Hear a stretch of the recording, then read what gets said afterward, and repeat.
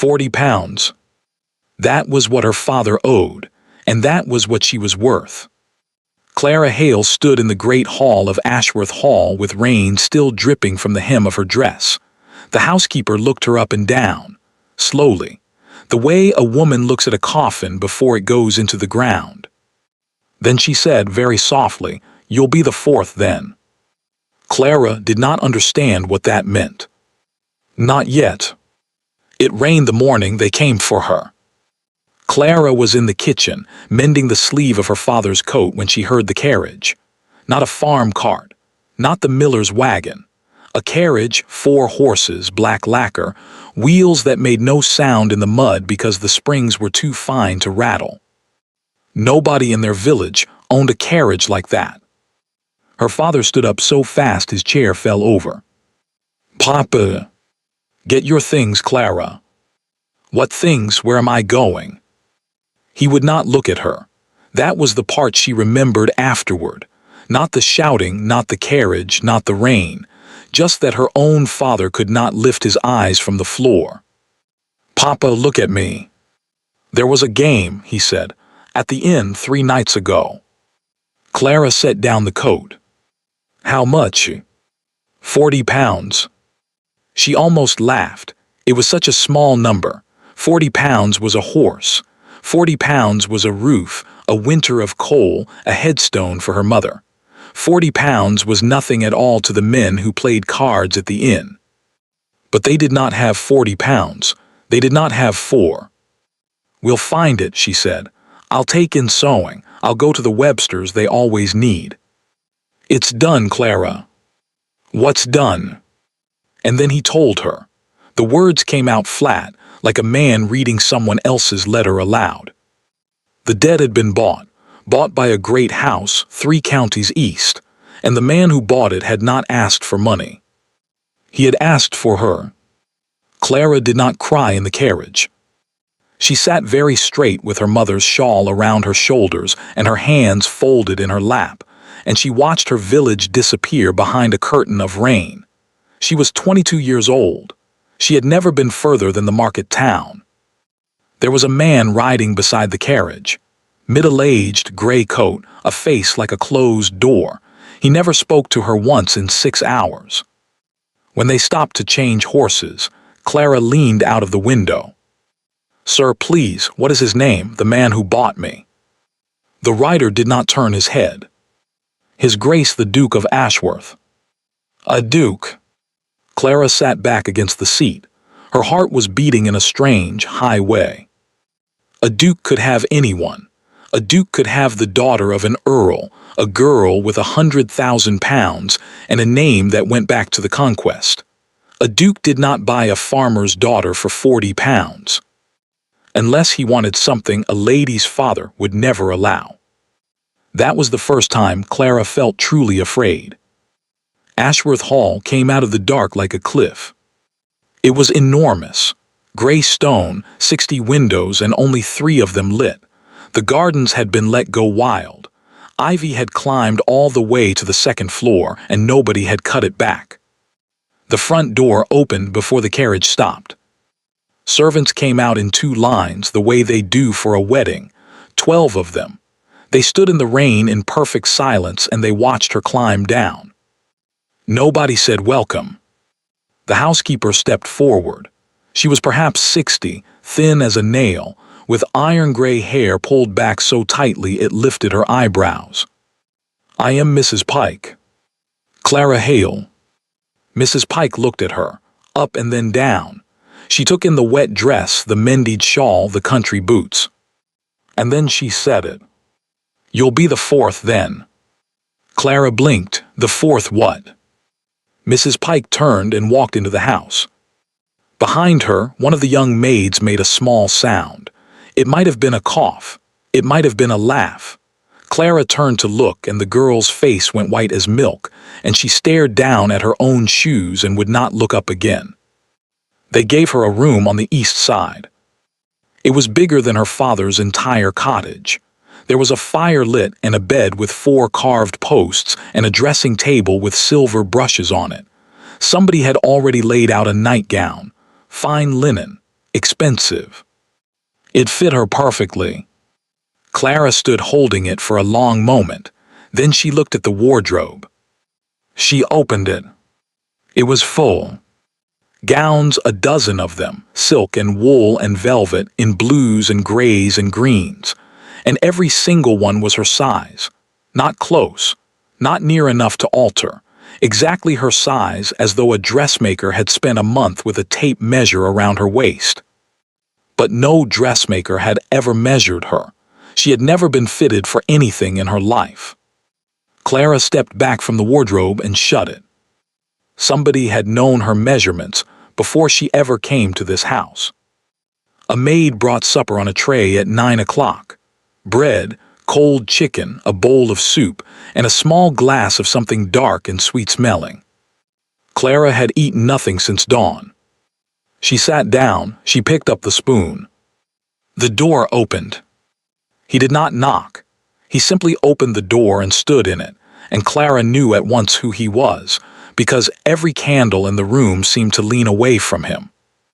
The Duke of Ashworth was younger than she expected, 34 perhaps, tall, dark-haired, dressed for riding though it was long past dark.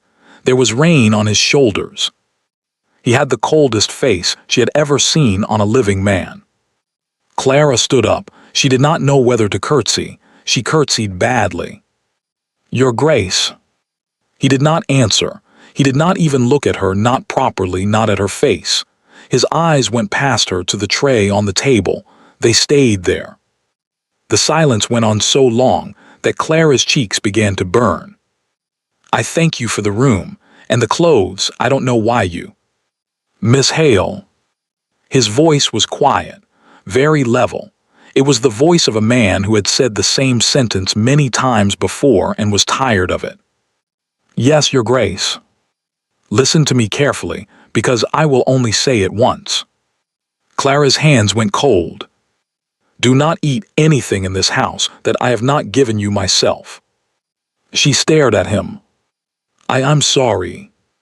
Not a cup of tea, not a slice of bread, not water from a jug that was standing when you came into the room. His eyes finally moved to her face, and there was nothing in them, nothing at all. "Do you understand?" "No," Clara said. "No, I don't understand at all. Why would?" The Duke walked to the table. He picked up the little glass of dark, sweet-smelling liquid. He carried it to the fire and poured it into the flames. The fire hissed and turned green, just for a moment, just long enough for Clara to see it. Then it burned orange again, as though nothing had happened. The Duke set the empty glass down on the mantelpiece. "Good night, Miss Hale." "Wait." "Good night." And he was gone. Clara did not sleep. She sat on the edge of that enormous bed with the tray untouched beside her and her mother's shawl still around her shoulders, and she went over it again and again. The gowns that fit, the maid's white face, Mrs. Pike's flat gray eyes. "You'll be the fourth, then." "The fourth what? The fourth guest, the fourth servant." "The fourth wife." Somewhere far below, a clock struck one. And then Clara heard a sound she would remember for the rest of her life. Footsteps in the corridor, slow, deliberate. They came all the way to her door and stopped. Clara did not move. She did not breathe. The handle turned, once softly. Then came the scrape of iron and a heavy final click. Somebody had locked her door. From the outside. The door was unlocked in the morning. Clara tried the handle at first light, expecting resistance, already planning what she would shout through the wood. It opened without a sound. The corridor was empty. There was no key in the lock. There was no key anywhere. A maid came at 8 with hot water. She was the same girl from the night before, the one whose face had gone white in the rain. Perhaps 17. Freckles, red hands. "What's your name?" "Betsy, miss." "Betsy, who locked my door last night." The jug shook, just slightly. Water spilled onto the washstand and Betsy wiped it with her sleeve. "Nobody locks doors here, miss." "Someone did, I heard it." "Nobody locks doors here," Betsy said again, and it came out the way children say their prayers flat, without listening to the words. Then she was gone. Breakfast was served in a room the size of a church. There were 24 chairs at that table. 2 places had been set, and they had been set at opposite ends, so far apart that Clara would have to raise her voice to be heard. The Duke was already there. He was reading a letter. He did not stand when she came in. He did not say good morning. He simply folded the letter, put it in his coat, and watched a footman set a plate down in front of her. Eggs, ham, toast, a pot of tea. Clara reached for the teapot. "Stop." Her hand froze. The Duke rose from his chair. He walked the entire length of that ridiculous table, and he picked up her plate, and he carried it away. Clara sat and watched, her ears burning, as the master of the house set her breakfast down on the sideboard like something a dog had touched. Then he took his own plate, his own toast, his own eggs, his own cup of tea, poured and already half drunk. He put them down in front of her. "Eat that. Your Grace. Eat that." The footman by the door was staring at the wall. His face said he had seen this before, many times. Clara looked down at the plate. A man's breakfast half eaten, the toast already broken. Something in her chest went hard. "No." The Duke stopped. It was the first time he had truly looked at her. Not past her, not at the tray, at her. Gray eyes, very steady, and behind them something Clara could not read at all. "I beg your pardon." I said no. Clara stood up. Her knees were shaking and she hoped the tablecloth hid it. "I have been in this house for 11 hours. I have been sold like a heifer, stared at like a corpse, locked in my room, and now I am to eat scraps off your plate and be grateful. So no, Your Grace. Not until somebody in this house tells me the truth." The silence went on for a long moment. "What truth would you like?" "Mrs. Pike said I would be the 4th. Clara lifted her chin. "The 4th what?" And the Duke of Ashworth said nothing. He stood there, one hand still resting on the back of her chair, and Clara watched something move behind that cold face, something that looked, for half a second, almost like pity. Then he took his hand away. "Go and look at the long gallery," he said. "2nd floor, west corridor. You'll find your answer on the wall." He walked out. Clara sat back down, alone, at a table set for 24. She was so hungry her hands hurt. She ate nothing. The house was enormous, and it was dying. Clara walked for an hour and saw perhaps a third of it. Room after room with the shutters closed and the furniture under white sheets. Dust an inch thick on the piano lid. A ballroom with the chandeliers wrapped in muslin, like great hanging cocoons. There were people in this house, she could hear them, doors closing somewhere, footsteps on a stair, but she never saw them. It was as though the servants moved through the walls to avoid her. She passed a corridor in the west wing where the doors were boarded shut. Not locked.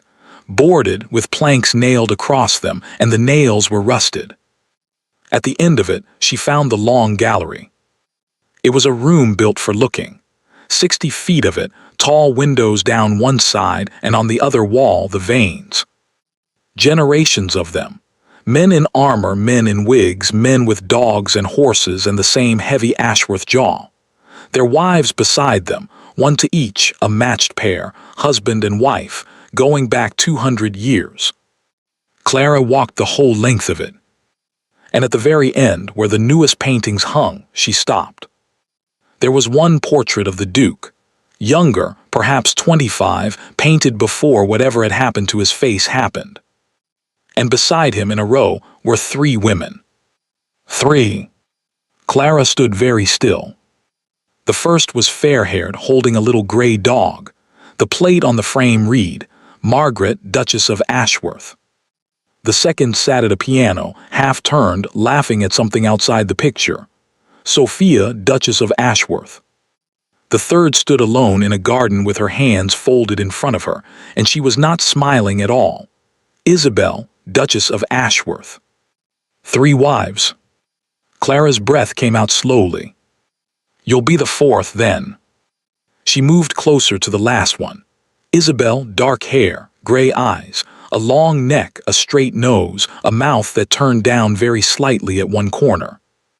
And Clara felt the floor tilt underneath her. Because she knew that face. She saw it every morning in the glass. Not identical, Isabel had been older, finer, a lady born, but the shape of it, the coloring, the way the hair grew back from the forehead. If you passed them in the street, one after the other, you would have said sisters. Clara turned to Sophia at the piano, dark hair, gray eyes. Margaret with her little dog, fair-haired but the face under the powder, the face. All three of them looked like her. He chooses the same woman every time. Clara spun round. Mrs. Pike was standing in the doorway with a duster over her arm. Clara had not heard her come in. She wondered how long she had been there, watching her work it out. That's not possible. Isn't it? You've eyes in your head, girl, use them. Clara looked back at the wall, then at the housekeeper. How did they die? That's not a question for me. How did they die, Mrs. Pike? The old woman's mouth tightened. She came into the room and she stopped in front of Margaret's portrait and she reached up and straightened the frame by 1/4 of an inch. It did not need straightening. Her Grace Margaret was sick for 11 weeks, she said. It began with her stomach. Then her hands went numb and then her legs, and at the end she couldn't hold a cup. Doctor called it a wasting fever.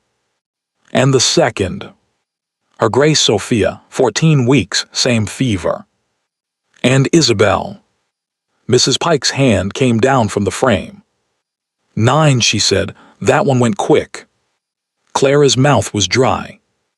Mrs. Pike, look at me. She waited until the woman did. Did he kill them? And Mrs. Pike gave her a smile, with absolutely no warmth in it whatsoever. There's a graveyard behind the chapel with 3 stones in a row, she said. You go and stand in front of them and ask them. See what they tell you. She turned to go. Wait, please.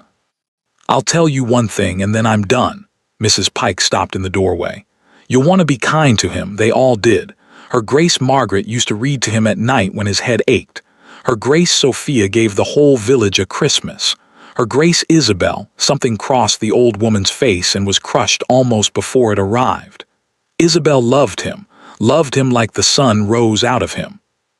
And they were kind too, said Mrs. Pike. Kindness didn't save them, it only made it slower. The door closed behind her.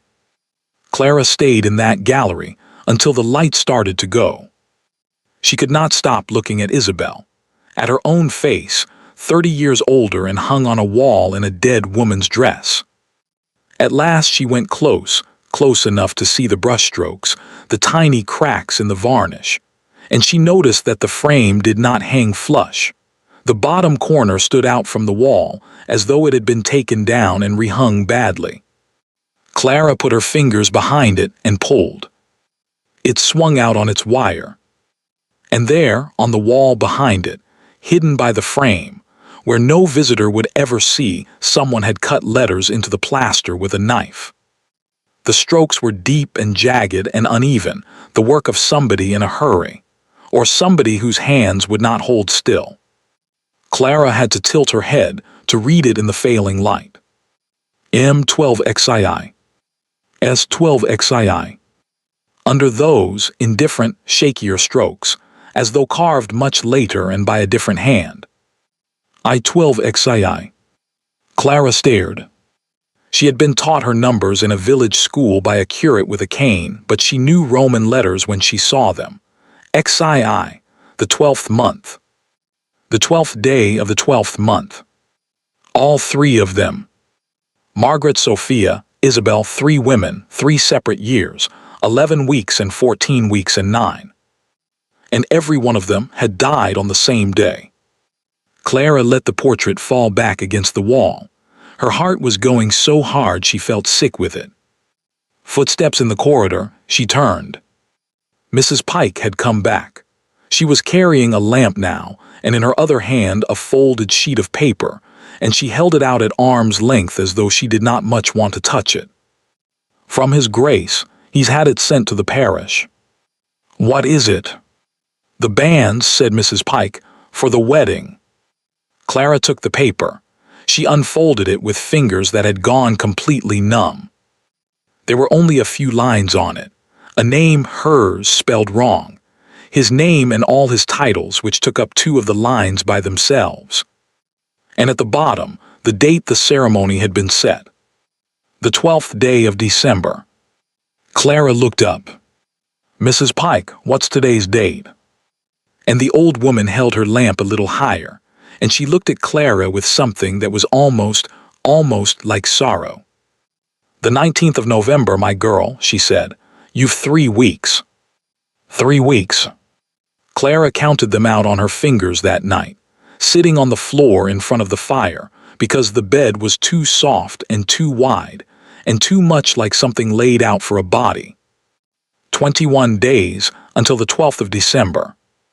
The day Margaret died, the day Sophia died, the day Isabel died. The day she was to be married. She thought about running. She thought about it seriously, the way you think about a thing you have already decided you will do. There was a road. There were villages. She was young and strong, and she had walked to market and back 100 times. And then she thought about the money. £40 had been paid, not lent, paid. If she ran, that debt did not disappear.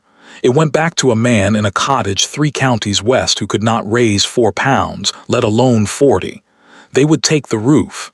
They would take the land. And then they would take her father to the debtor's prison at Marshalsea, and men her father's age did not come out of Marshalsea. Clara pressed the heels of her hands into her eyes. He had sold her. He had not looked at her. He had let her get into that carriage in the rain. And she still could not do it to him. That is the trap, she thought. That is exactly why he chose a girl like me. Somewhere below, the clock struck 2. She stopped counting and started thinking instead. The next morning she began to work. Not openly. Clara was a farmer's daughter, and she had learned young that the way to find things out in a village was never to ask a question directly. You asked about the weather. You asked about somebody's mother's knee. You let the silence sit and people filled it. So she began in the kitchens. She went down at 6 before the house was up, and she rolled her sleeves and she started scrubbing the great deal table without being asked. The cook, a wide, red woman named Mrs. Fenn, nearly dropped a ham. Miss, you can't be down here." "Why not?" "Because you'll be," Mrs. Fenn floundered. "It isn't fitting. I've scrubbed a table every day of my life. If I sit upstairs another morning doing nothing at all, I shall start screaming and never stop." Clara kept scrubbing. "You may throw me out if you like, but I should warn you I am very difficult to move." There was a pause. Then a snort of laughter from the scullery, quickly muffled. Mrs. Fenn put down the ham. "Well," she said, "you're not like the others, and that's a fact." Clara did not look up from the table. What were the others like? And that was how it began. It took 4 days. She learned that Margaret had been the daughter of a marquis and had brought £40,000 with her. She learned that Sophia had played the piano so beautifully that the servants used to sit on the back stairs to listen. She learned that Isabel had been married in June and buried before Christmas. She learned that the Duke had not slept upstairs in 6 years, that he kept a room off the library with a camp bed in it, like a soldier. She learned that the boarded corridor in the West Wing was where the 3 duchesses had been nursed, and that His Grace had ordered it closed the day after Isabel's funeral, and had done the nailing himself, at 4 in the morning alone, so that half the house woke to the sound of it. And she learned one more thing. It came from Betsy, on the 4th day in the linen room, and it came out sideways the way the important things always do. You'll want to be careful of the 12th, miss. Clara went very still, a folded sheet in her hands. Why the 12th? That's the day the doctor comes to settle the accounts, quarter day for him. He always comes on the 12th of December. Betsy shook out a pillowcase. Been coming 20 years, longer than any of us. Betsy, Clara set the sheet down, was the doctor in the house when the Duchesses died. Betsy looked up, and Clara watched her understand the question, watched the whole shape of it arrive behind that young, freckled, frightened face. He was in the house all 3 times, Betsy whispered. He sat up with them himself. He wouldn't let the nurses do it. He said the danger hours were the night ones. The linen room was very quiet. What's his name? Merrick, said Betsy. Dr. Merrick. He came on the 9th day. Clara was in the yellow drawing room when she heard the gig on the gravel, the only room she had found where the shutters still opened, and she got to the window in time to see him climb down. A small, round, comfortable man of about 60, silver hair, a good coat, well brushed but not new. He shook the rain off his hat and said something to the groom that made the groom laugh out loud. Clara had never seen anybody make a servant in this house laugh. He was announced 10 minutes later. He came in with both hands out, beaming, as though she were a niece he had not seen since Easter. Miss Hale at last. Forgive me, I have been in Norfolk with a very tiresome bishop who will insist he is dying and will insist on being wrong. He took her hand and patted it. His own were warm and dry. Merrick, physician to this house since before you were born, and I am afraid I have quite scandalously neglected you. Clara found herself smiling before she could stop it. That was the first thing she noticed about Dr. Merrick. He was lovely. You're very kind, sir. I am nothing of the sort, I am merely nosy. It is the same thing in a doctor. He sat down without being asked and looked at her with his head on one side. Now, how are you sleeping? Badly. Eating. Clara hesitated for half a second. Badly. His face changed, not much, just a small softening at the edges. I thought as much. You've come a long way from home, you've a great deal in front of you, and this house is not what one would call cheerful. I have seen it 3 times before, and I never learned to like it. And there it was, handed to her gently without her having to ask a single question. Clara made herself breathe. You attended them, she said, the Duchesses. I did. Dr. Merrick's hands folded in his lap. All 3. And I will tell you honestly, Miss Hale, because I think you have been told a great many things in whispers already, and whispers are worse than plain speech. I could not save any of them, and I do not know why. What did they die of? I don't know. Clara blinked. She had expected a word, fever, consumption, decline, something with a shape to it. You don't know. I do not. He said it steadily, and his eyes did not leave hers.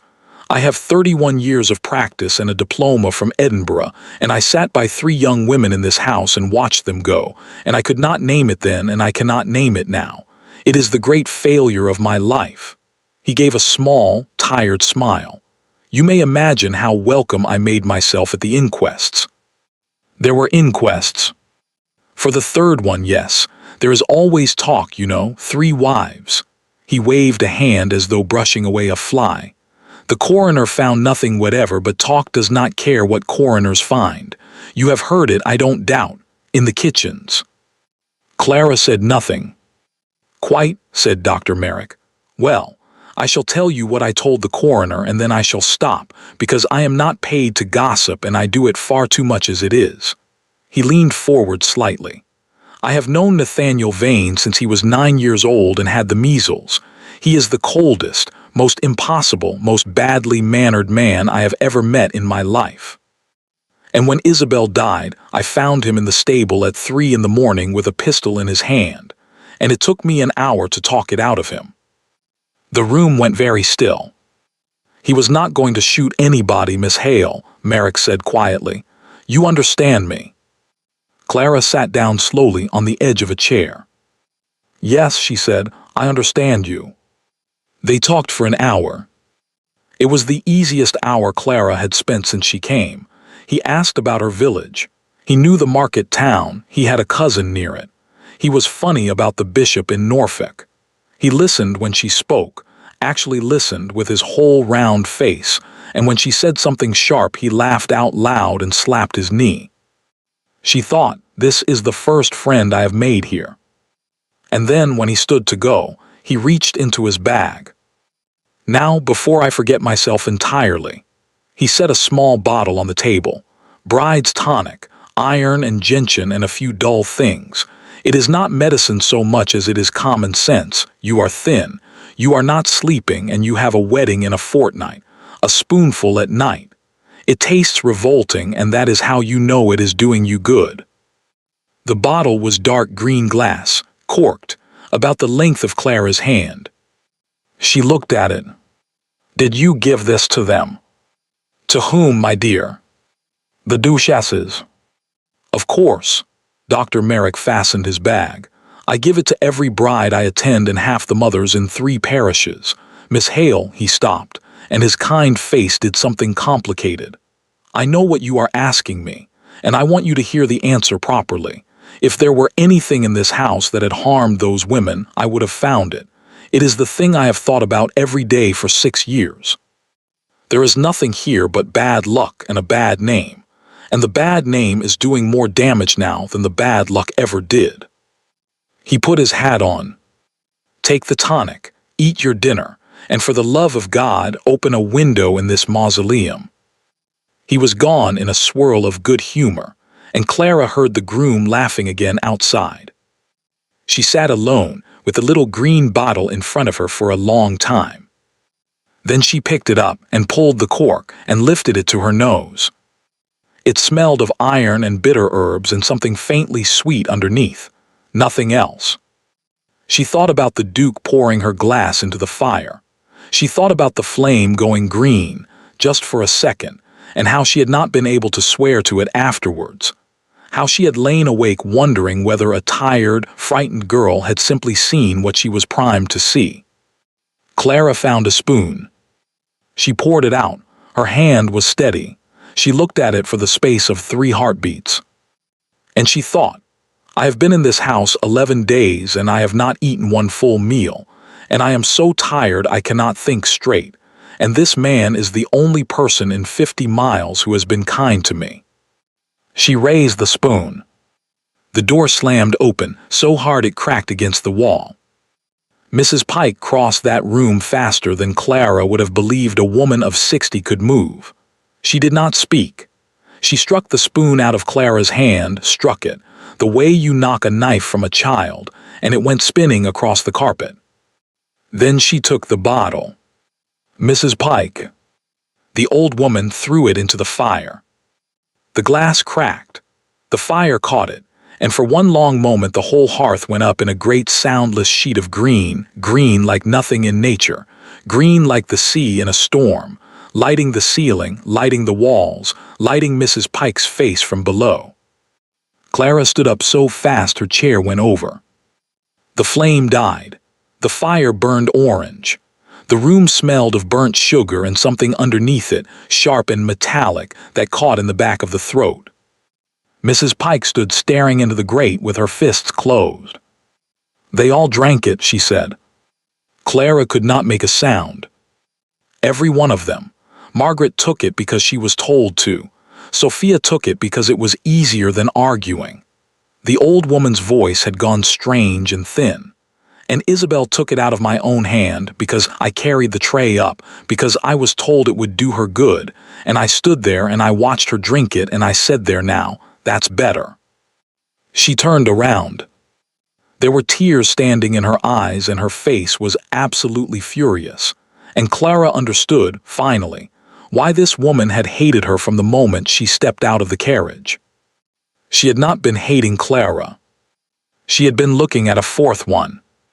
Mrs. Pike, what is in it? I don't know. You knew and you said nothing for 6 years. I knew nothing. It came out as a shout and it rang off the walls of that empty room. I knew 3 women drank a tonic and 3 women died. That's not knowing, that's an old woman's fancy, and who was I to take it to? The magistrate, the doctor. She dragged her sleeve across her face. I went to his grace, 4 years ago. I stood in that library and I told him what I thought. And what did he say? He said, I know. Clara's blood went to ice. He said, I know, Mrs. Pike, and if you say one word of it aloud in this house, you will be dead inside a month, and so will I. The housekeeper's mouth twisted. And then he stopped eating at his own table. 6 years I've watched that man carve his own meat and drink from his own bottle and lock his door at night like a debtor. 6 years. Clara was already moving. Where is he? Girl, where is he? The library, but he won't. Clara was through the door. He was at the desk with a ledger open in front of him and a single candle burning, though it was only 4 in the afternoon, because the shutters in that room had not been opened in years. He looked up as the door banged. Miss Hale. You knew. He put down the pen. You knew what it was, and you let him walk into this house and hand it to me with his own hands, and you said nothing. Clara was shaking. She could hear her own voice, and it did not sound like her. 3 weeks I've been here. You watched me talk to that man. You watched him take my hand and pat it like an uncle. What did you drink? I didn't. She stopped me. Something went out of him. She saw it happen. His shoulders came down half an inch, and his hand went flat on the desk. Good, he said. Don't you dare. She came right up to the desk. 3 women are buried behind your chapel. You knew what was killing them. You could have stopped it. You could have thrown him out of this house. You could have gone to a magistrate. You could have written one letter. To whom? To anybody. Miss Hale, I am a man with 3 dead wives. The Duke's voice did not rise. That was somehow the worst of it. I have no proof. I have never had any proof. There is nothing in that bottle that any physician in England can find. I have had it tested twice in London at my own expense, under a false name, and both men wrote back and told me it was iron and gentian. He looked up at her. If I go to the magistrate, do you know what happens? A duke accuses the respectable doctor who buried his 3 wives, and the county says, of course he does. And then I hang, and the whole business stops being interesting, and whoever wants me dead has everything they ever wanted. Clara opened her mouth. Nothing came out. You still think I am protecting myself. He said it flatly. You think I am a coward who let it happen because it was easier. I don't know what you are. No, he agreed, you don't. And then the Duke of Ashworth stood up, and he set down the candle, and he began to unfasten his cuff. Your Grace. He said nothing. He turned the cuff back once, twice, and pushed the sleeve up above the elbow, and he held his bare arm out into the candlelight. Clara looked, and her hand came up over her mouth. The forearm was thin, far thinner than it should have been on a man of his height and his shoulders, the muscle gone stringy and wasted like an old man's. But that was not what stopped her breath. It was the marks. They ran from the wrist to the inside of the elbow, not bruises, not the purple of a knock or a fall. These were older and stranger, dozens of them, small and dark and gray-brown, sunk into the skin rather than sitting on it, in blotches and streaks like ink dropped into water. Where they were thickest, the skin had gone rough and silvery and cracked, the way a scald looks years afterward. And along the base of every fingernail, clear as if it had been painted there, ran a pale, chalk-white band. 6 years, the Duke said. Clara could not speak. He does not come to see me. He comes to see the household, the grooms, the kitchen, the tenants. He is much loved. He has been dining at this table since I was 9 years old. He turned the arm slightly, without expression, the way a man displays a horse's leg. It is in the port. It has been in the port since the spring before Margaret died. I worked it out in the third year, and by then I had already drunk 500 glasses of it, and it does not come back out again. Then stop drinking it. I did, a short, terrible smile. The day I stopped, he changed his mind about my liver and prescribed something new. So I began drinking it again and pouring it away and letting him watch the level go down. The sleeve came back over the marks. I have been dying at exactly the rate he expects for 6 years, Miss Hale. It is the only reason I am still alive. He fastened his cuff. He has been very patient. 3 wives, and I could not give any of them a child, and everyone in 3 counties knows why by now I am a sick man with bad blood and a cursed house. Nobody is going to look twice when the 4th one goes. He picked up the candle again. And nobody is going to look at all when I follow her. Why? Clara's voice cracked. In God's name, why? What does he get?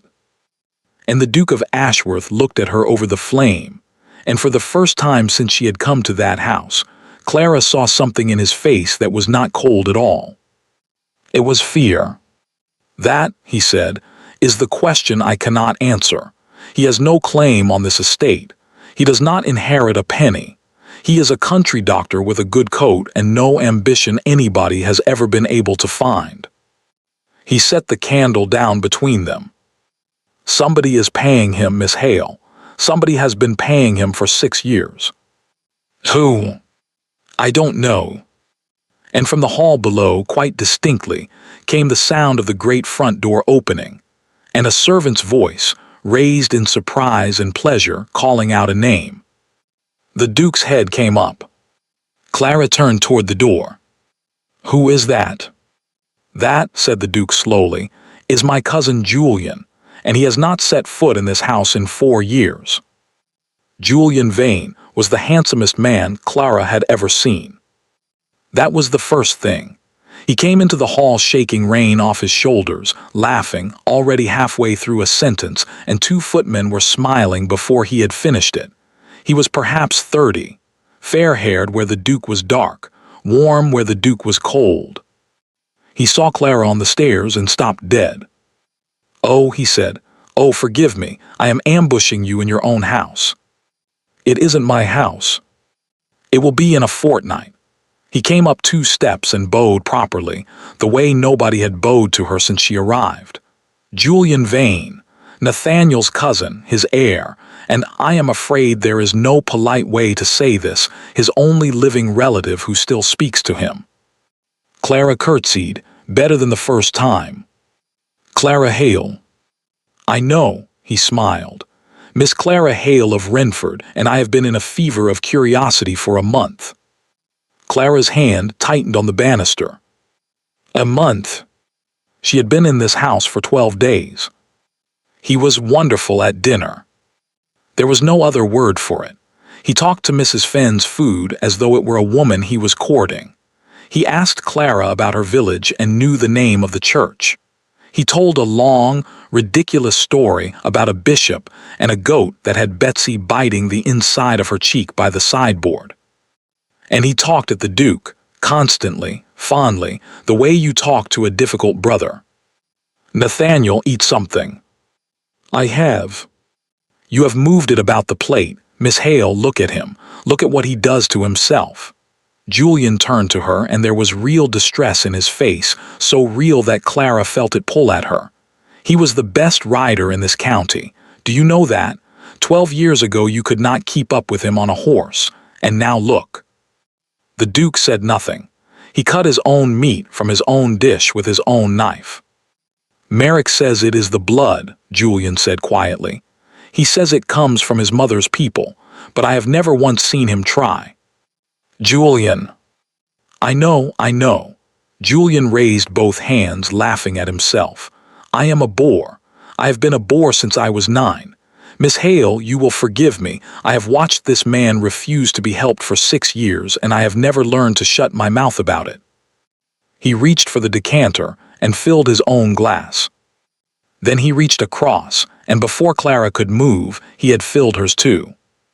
The port sat in front of her, dark red, catching the candlelight. Clara looked at it. She did not look at the Duke. She did not dare. She picked up the glass and she turned it slowly by the stem and she set it down again untouched. "I don't take wine," she said. "My father did." There was a pause of exactly one heartbeat. Then Julian threw his head back and laughed, and said that was the finest reason he had ever heard, and that he intended to steal it. The Duke came to the library door at 11 and said one word. "Now." Clara followed him in. He shut the door and turned the key. "Do you drink the port?" she asked. "Every night, in front of him, 2 glasses, and then I go upstairs and put my fingers down my throat." He said it without any particular feeling. "Sit down, Miss Hale. I am going to tell you why you are in this house, and you are going to hate me, and I would rather you were sitting." Clara did not sit. "You told me you didn't know who was paying Merrick." "I don't sit down." "You said your cousin doesn't inherit a penny." "He inherits the title and the land, and both are mortgaged past the roof beams. Julian Vane has £11,000 of debt and no way on earth to pay it." The Duke leaned back against the desk. "I suspected him for 4 years. Of course I did. He is my heir and the estate is worth nothing, and I am not a fool, so I had him watched. He was in Lisbon for 2 of the years the tonic was being delivered. He has never sent Merrick a shilling. I have seen Merrick's bank. I paid a clerk 40 guineas for the privilege, and there is money going into that account every quarter from a house in London, and it is not my cousin's money and it is not mine." "Then whose?"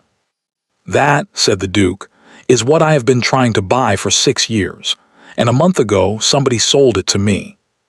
He opened a drawer and took out a letter. It was a single sheet, cheap paper, folded 3 times. No seal, no signature. The writing was small and cramped and slanted hard to the left, the way a right-handed person writes when they do not want their hand recognized. Clara took it to the candle. "Your Grace, the 4th is already chosen.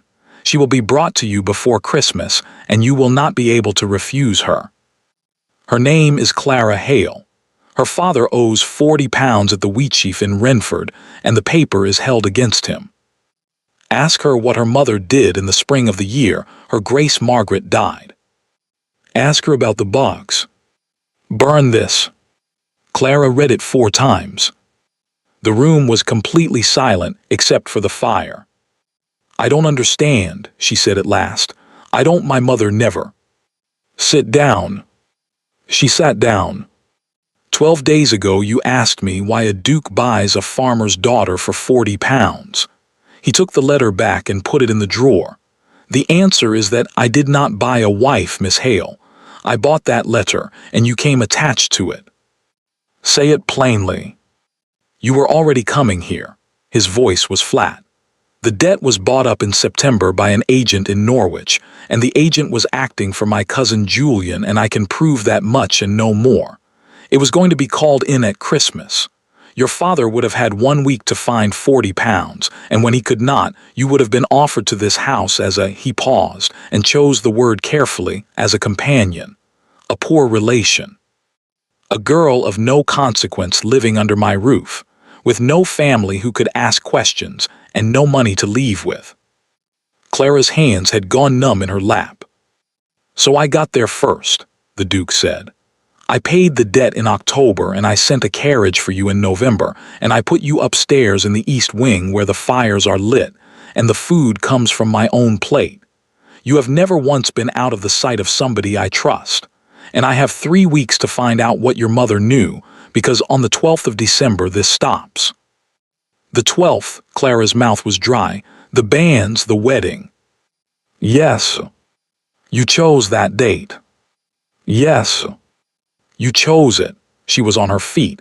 "You set our wedding on the day 3 women died in this house. Because it is the only day I know they will move." The Duke did not raise his voice. He never raised his voice. She was learning to hate it. "Whoever this is has kept to that date for 6 years. It is not sentiment, it is bookkeeping. Merrick is paid quarter day and the quarter falls on the 12th. If I break the pattern, they will simply find another way and I will never see it coming. If I keep it, Then I know the hour and the room and the man who will be standing in it." "And me," Clara's voice cracked. "Where am I standing?" He did not answer. "Say it." "You are standing in the middle of it," said the Duke of Ashworth. "You are the reason he will come." She hit him. She had never struck anybody in her life. It was not a slap, either. It was a closed fist, and it caught him on the cheekbone, and it hurt her hand so badly that tears came into her eyes. He did not move. He did not lift a hand. He stood there and took it, and then he turned his face back. "Say the rest of it," Clara said, shaking. "There is no rest. You used me. You sat there and let that doctor put a bottle in my hand. You knew what was in it. I told you not to eat in this house. You told me nothing. Because you would have run." It came out of him at last, one crack, one shout, and then it was gone again, and his hand was flat on the desk and he was breathing hard. "You would have run, and they would have found you on the road, and there would have been an accident, and I would have been standing here in the spring with a fifth name in my hand and nothing else. You are the only thing that has ever happened in 6 years that they did not arrange. Somebody wrote me that letter. Somebody in this is frightened enough to warn me, and they warned me about you. About my mother." "Yes. My mother was a nurse in a village." Clara's voice was rising and she could not stop it. "She set bones and she laid out the dead, and she never in her life went further than—" She stopped. The Duke watched her stop. He said nothing at all. He simply waited, and Clara stood in the middle of that library with her fist still stinging, and felt something turn over inside her like a stone in a field. "She went away," she said. "Went?" "I was 6. She was gone in the spring, and she came back in the summer, and it was 10 or 11 weeks. Clara heard her own voice from very far off. She said she had a place in service in the East. My father said not to ask, because it was good money and she was proud." "How much money?" "Enough for a cow," Clara laughed. "It came out wrong. We had a cow that year. We had a cow, and my mother came home with her hair going gray at 29, and she never went into service again as long as she lived." The Duke turned to the shelf behind him and took down a heavy ledger. It was already marked with a strip of paper. He opened it and set it in front of her, and put his finger on a line. Clara looked. It was a household account. Old ink, brown at the edges, column after column of names, wages, quarters. Nurse, sick room, second attendant. A. Hale, 11 weeks, for 4 pounds. And at the top of the page, in the same hand, the year. The year Margaret, Duchess of Ashworth, took 11 weeks to die. Clara sat on the library floor. She did not remember deciding to. Her legs had simply stopped, and the Duke had not tried to lift her, which she was obscurely grateful for. He had crouched down a little distance away with his back against a bookcase, and he was waiting, and for once in his miserable cold life he was waiting quietly. "She used to check the door twice," Clara said. "What?" "Every night. Every single night of my childhood, my mother got up after we were in bed and she checked the door twice." Clara wiped her face with the back of her wrist. "I thought all mothers did that, and she would never let me take anything from anyone in the village. Not a sweet, not an apple, not a cup of milk from a neighbor. She used to say." She stopped. "She used to say what?" "Eat what I give you." Clara looked up. "She used to say, 'Eat what I give you, Clara, not what they give you.'" The fire moved in the grate. "The letter said there was a box," the Duke said quietly. And Clara nodded, because there was. There had always been. "It's under the floor of my mother's room," she said. "Third board from the window. She showed me where it was when she was dying, and she made me swear I would not open it." "Why?"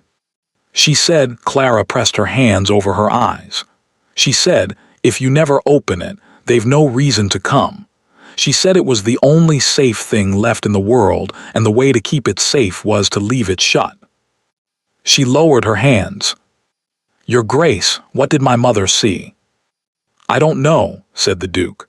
But somebody has known for 16 years that she saw it, and they left her alone in that cottage for 16 years, and they have not left you alone for a fortnight. Then get the box. I cannot send for it. He shook his head. The moment a man from this house rides west, they will know exactly what we have and where we are going. Whatever your mother put under that floor will be ashes before we reach the county line. Then we go ourselves. Yes. When? Soon, quietly, before the 12th. He got to his feet. Say nothing to anyone, not Mrs. Pike, not the girl, nobody in this house. Clara took the hand he offered and let him pull her up. And your cousin. Especially my cousin. She found Mrs. Pike in the linen room at midnight, because she could not have slept for 100 pounds. The old woman was folding sheets by candlelight. She did not seem surprised to see her. I've one question, Clara said. Ask it. The first Duchess, Margaret. Clara shut the door behind her. How did she meet him? A marquis's daughter with 40,000 pounds.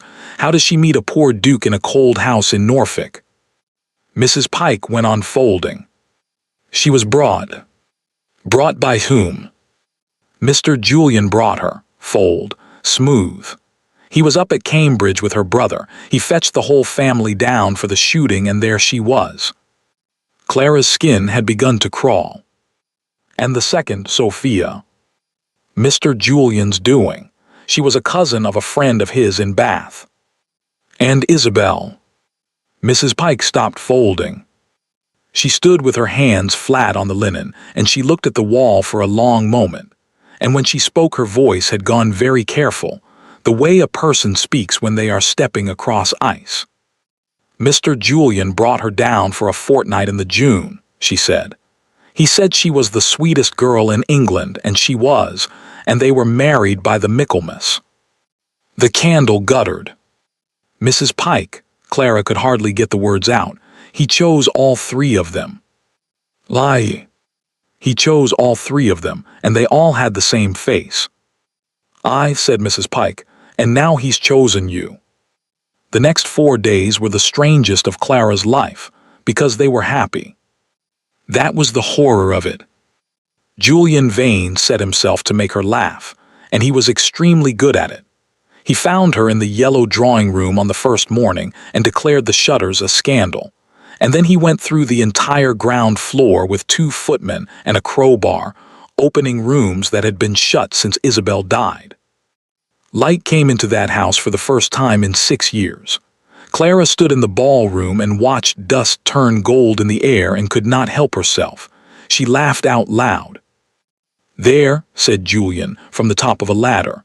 That's the first time I've heard that sound in this house since I was a boy. You'll catch it from your cousin. I've been catching it from my cousin since I was 9 years old. Hand me the muslin. He was kind to the servants. He remembered Betsy's mother was ill and asked after her by name. He gave Mrs. Fenn a bottle of French brandy and told her it was a bribe and that he expected results. He walked the tenants' cottages in the rain and came back with mud to the knee and a list of roofs that wanted mending.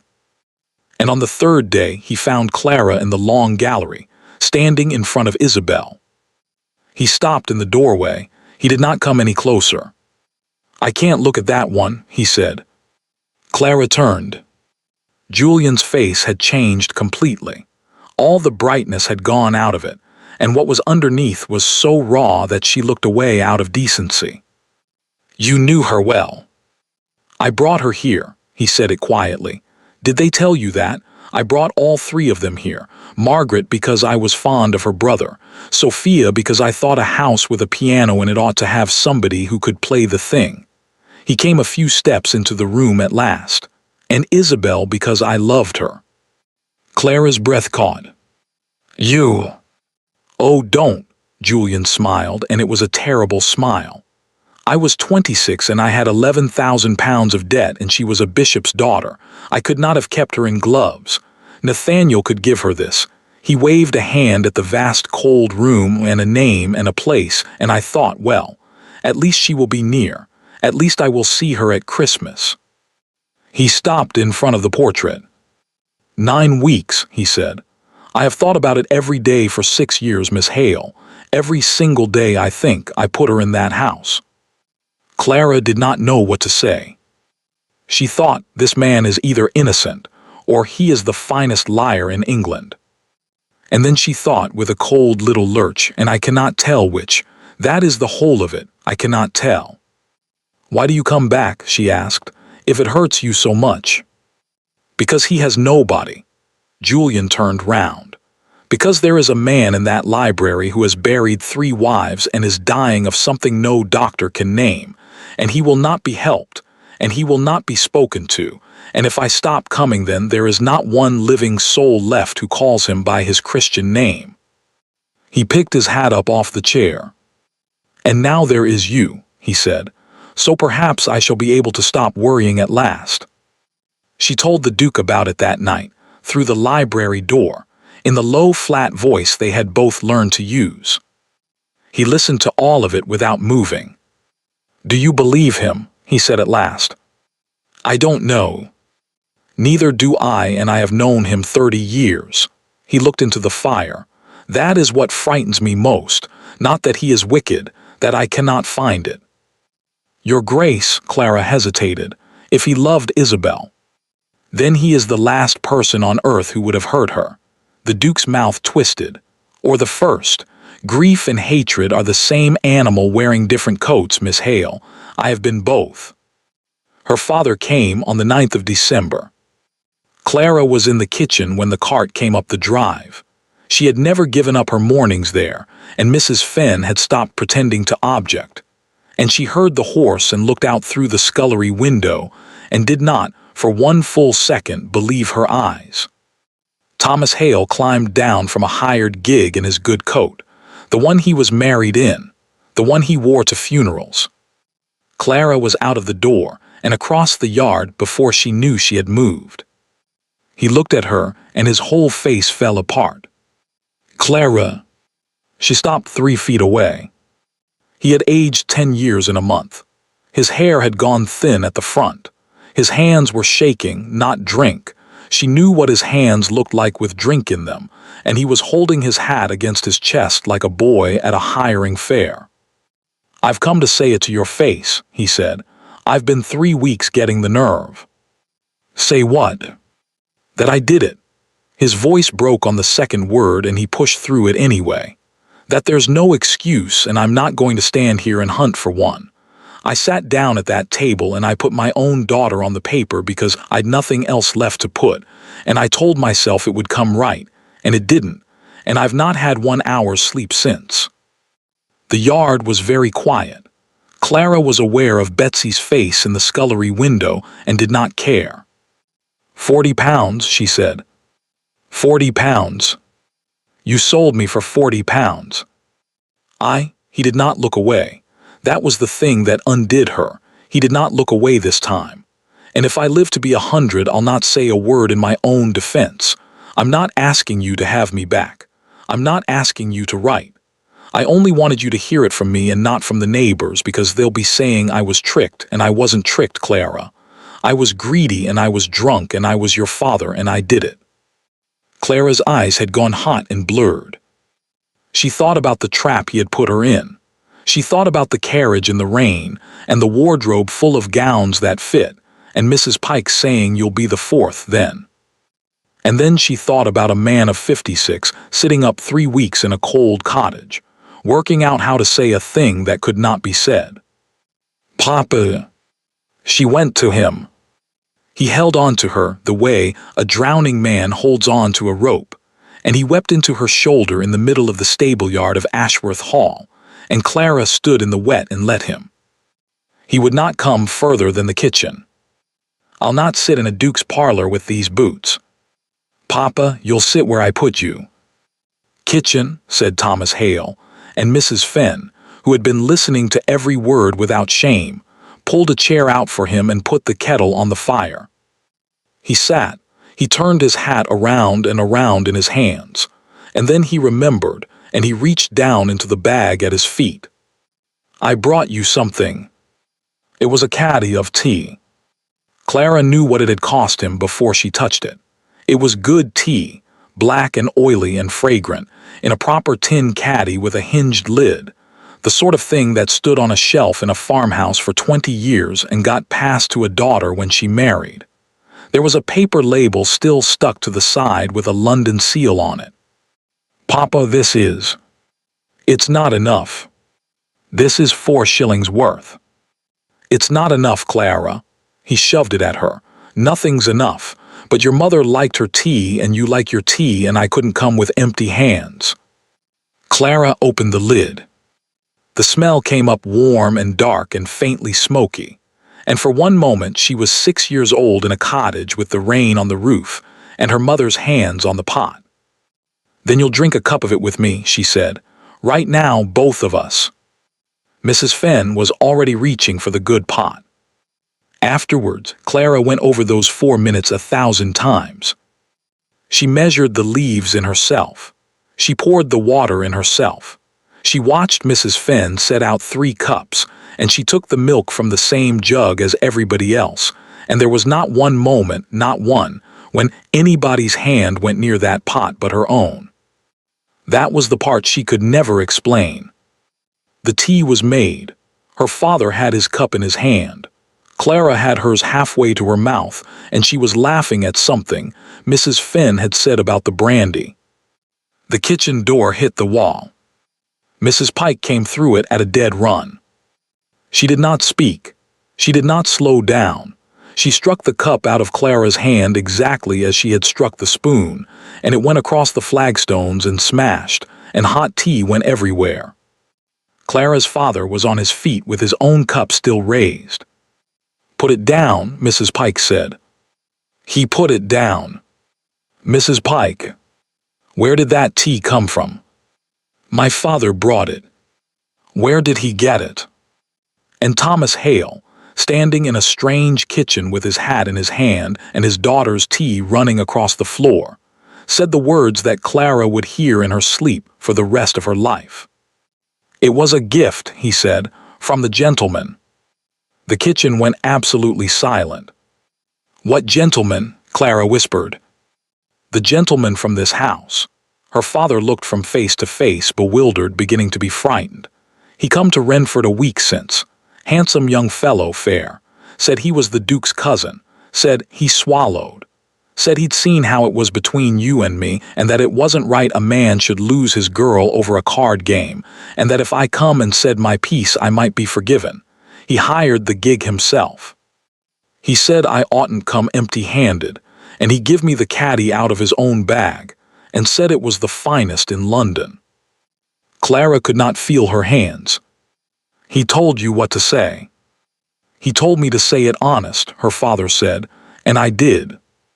The cat came out from under the dresser about an hour later. Her name was Soot. She was old and enormously fat, and she had ruled that kitchen for 11 years, and Clara had been feeding her bacon rind every morning since her 2nd week in the house. Nobody saw her do it. Everybody was shouting. Mrs. Fenn was crying, Betsy had been sent for the Duke, and Clara was on her knees with a cloth trying to gather up the broken china because her hands needed something to do. By the time she looked up, the flagstones were dry, and the cat was sitting on the hearth washing her face. Clara said, "Oh God." Soot died at some time before 4 o'clock in the morning. Betsy found her by the fire when she came down to lay it. She had not been sick and she had not cried out. Mrs. Fenn had a bed off the passage and swore she would have heard it. She had simply gone to sleep in her usual place and had not woken up, and when Betsy touched her, she was stiff and cold and her eyes were open. They laid her in a basket in the scullery. Clara stood looking at her for a long time. Then she turned and walked out through the yard, still in her nightgown with a shawl over it, into a morning so cold the puddles had gone white. The Duke found her by the stable wall. He had a lamp and no coat, and the look of a man who had not been to bed either. 9 hours, Clara said. I know. 9 hours, Your Grace, not 11 weeks, not 9 weeks, 9 hours. She turned round and her face was wet and furious. That thing in the bottle takes months. You've drunk it for 6 years and you're still standing. Whatever was in that caddy killed a full-grown animal between supper and dawn. I know. Then what changed? She shouted. And the Duke of Ashworth stood in the freezing yard with the lamp in his hand, and gave her the answer she had already worked out and did not want. You did, he said. You have not touched the tonic. You did not drink the port. You have eaten off my plate at my table in front of him for 4 days. He set the lamp down on the wall. They have been feeding this house poison for 6 years because slow poison looks like God's will. It only works on people who do not know. You know, so there is no more point in being patient. Clara wrapped her arms around herself. He tried to make it my father's hand, she said. That's what I can't. He sat in the kitchen and he wept on me, and if I had drunk that cup, he would have gone to his grave believing he killed his own daughter. Yes. Why? Because a girl poisoned by a duke is a scandal, the Duke said. A girl poisoned by the drunken father who already sold her once is a Tuesday. Nobody would have looked at this house at all. The sun was coming up somewhere behind the fog, gray and useless. Clara stood very still and felt the last of something go out of her, the part that had still been arguing, the part that had still wanted the handsome man with the crowbar and the list of roofs to be innocent. We go for the box, she said. Clara. It was the first time he had used her name. We go today, she said. They left at 4 in the morning on the 10th of December. Not from the front. Mrs. Pike had a nephew in the stables who brought 2 horses to the kitchen gate with their hooves wrapped in sacking, and the Duke lifted Clara up in front of him, because there was no time to teach her to ride and no time to argue about it. How long? 9 hours if the roads hold. We sleep at an inn tonight and we are back tomorrow. And if the roads don't hold? Then we are back on the 12th, said the Duke, and I would rather not be. Mrs. Pike stood in the gateway with a lantern. She had a story ready, a sick tenant, a night on the road, his Grace gone to Norwich about the lawyers, and she had made Betsy repeat it back to her twice. Mr. Julian will ask. Let him ask. He'll be at breakfast in 4 hours, Your Grace, and there'll be 2 horses gone out of that stable. Then he will know we have gone somewhere, the Duke said. He will not know where, that is all I need. He put his heels in. Clara looked back once. Ashworth Hall stood black against a black sky with one window burning on the ground floor, and she could not for the life of her remember which room it was. She had never ridden further than a field. By noon her legs had stopped being legs. They stopped at a coaching inn near Thetford, and she got down and simply sat on the mounting block for a while, because her knees would not lock. The Duke came out with bread and cold beef wrapped in a cloth. Eat. Where did that come from? He looked at her. Then something happened to his face that Clara had never seen before. The corner of his mouth moved. It was not a smile, it was too small and too rusty for that, but it was in the neighborhood of one. I watched him cut it, he said, from a joint on the block. I chose the loaf myself from the middle of a stack, and I paid for it in coin he had not seen before. And there is a well in that yard, and I drew the water up out of it with my own hands. Clara took the bread. Do you do that everywhere? Everywhere for 6 years. He sat down on the block beside her, at a careful distance. It takes about 4 minutes, and I have never once got it wrong, and I will tell you the truth, Miss Hale. I cannot remember what it is like to be hungry and simply eat. She ate. It was the best bread she had ever tasted in her life. Your Grace. Why did you agree? She turned to look at him. When they offered me, you could have said no. Whatever the letter said, you could have burnt it and let me arrive at Christmas and put me in the West Wing with the other poor relations, and I would have been nothing to do with you. The Duke looked out at the yard. Because I read the letter and I thought, "There is a girl in Renford who does not know she has been sold." He said it evenly, and I could not think of one single argument for leaving her there. He stood up. "Also, I have wanted for 6 years to know who is killing my wives," he said, "and you were the only thread anybody had ever handed me, so do not make me better than I am. Both things are true." They came into Renford at dusk. Clara had been gone 28 days. It was the strangest thing she had ever felt: the church, the pump, the smell of the tanner's yard, all of it exactly as she had left it, and none of it hers any more. Her father's cottage stood at the end of the lane, with no smoke coming out of the chimney. She was off the horse before it had properly stopped. "Papa." The door was not locked. It was not even shut. It stood 2 inches open, and there was a drift of dead leaves inside it. "Papa." The Duke came in behind her with his hand inside his coat, and Clara understood for the first time that he had been carrying a pistol since Ashworth. The cottage had been searched. Not robbed, nothing was gone. The pewter was still on the shelf. Her father's second coat still hung on the nail. But every drawer stood open.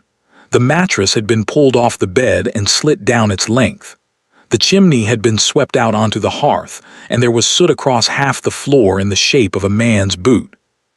And in the little back room that had been her mother's, the floor had been taken up. Every board, all of them, prized out and stacked against the wall like firewood, and the earth underneath turned over with a spade. Clara stood in the doorway and could not make a sound. "How long?" the Duke said. "The soot's dry," Clara crouched. Her voice came out very steady, which surprised her. 2 days, perhaps 3. "Then he did it before he came to Renford for your father." "He did it, and then he came to Renford for my father." She stood up. "He came here, he tore up my mother's floor, he didn't find it, and then he went to the Wheatsheaf and bought my father a gig and a caddy of tea." The Duke was very still. "He wanted the box first," he said slowly, "and when he could not have the box, he decided nobody needed to open it." Clara turned around. "Your Grace, he didn't find it." "How do you know?" "Because he'd have stopped looking." She pointed at the stacked boards. "Look, he took up the whole floor, every board right to the wall. A man who finds what he came for doesn't finish the job."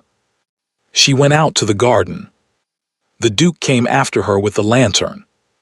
"Miss Hale." "Third board from the window," Clara said. "That's what she told me. On her last night, when she could hardly get the words out, 'Third board from the window, Clara, and swear to me you'll leave it shut.' That floor is gone. That floor is the wrong floor." She stopped at the far end of the vegetable patch, where the ground was hard and white with frost, in front of a low black shape against the hedge. "The privy." "She said the third board from the window," Clara said. "She never said which window." The Duke lifted the lantern. "I was 6 years old and my mother was dying, and I never once thought to ask." Clara's voice had begun to shake at last. She had been in service in a great house. She came home frightened, and she hid the only thing that could kill her in the one place in England that no gentleman on earth would ever put his hands into.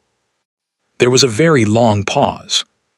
"There is a spade by the door," said the Duke of Ashworth, and he took off his coat. It took an hour, and it was, without any question, the worst hour of Clara's life. The boards came up. The Duke went in past the elbow twice and said nothing at all, which she thought afterwards was the single most impressive thing she had ever seen a man do. Third board from the window. The little 4-inch window in the door that let in the light. It was there.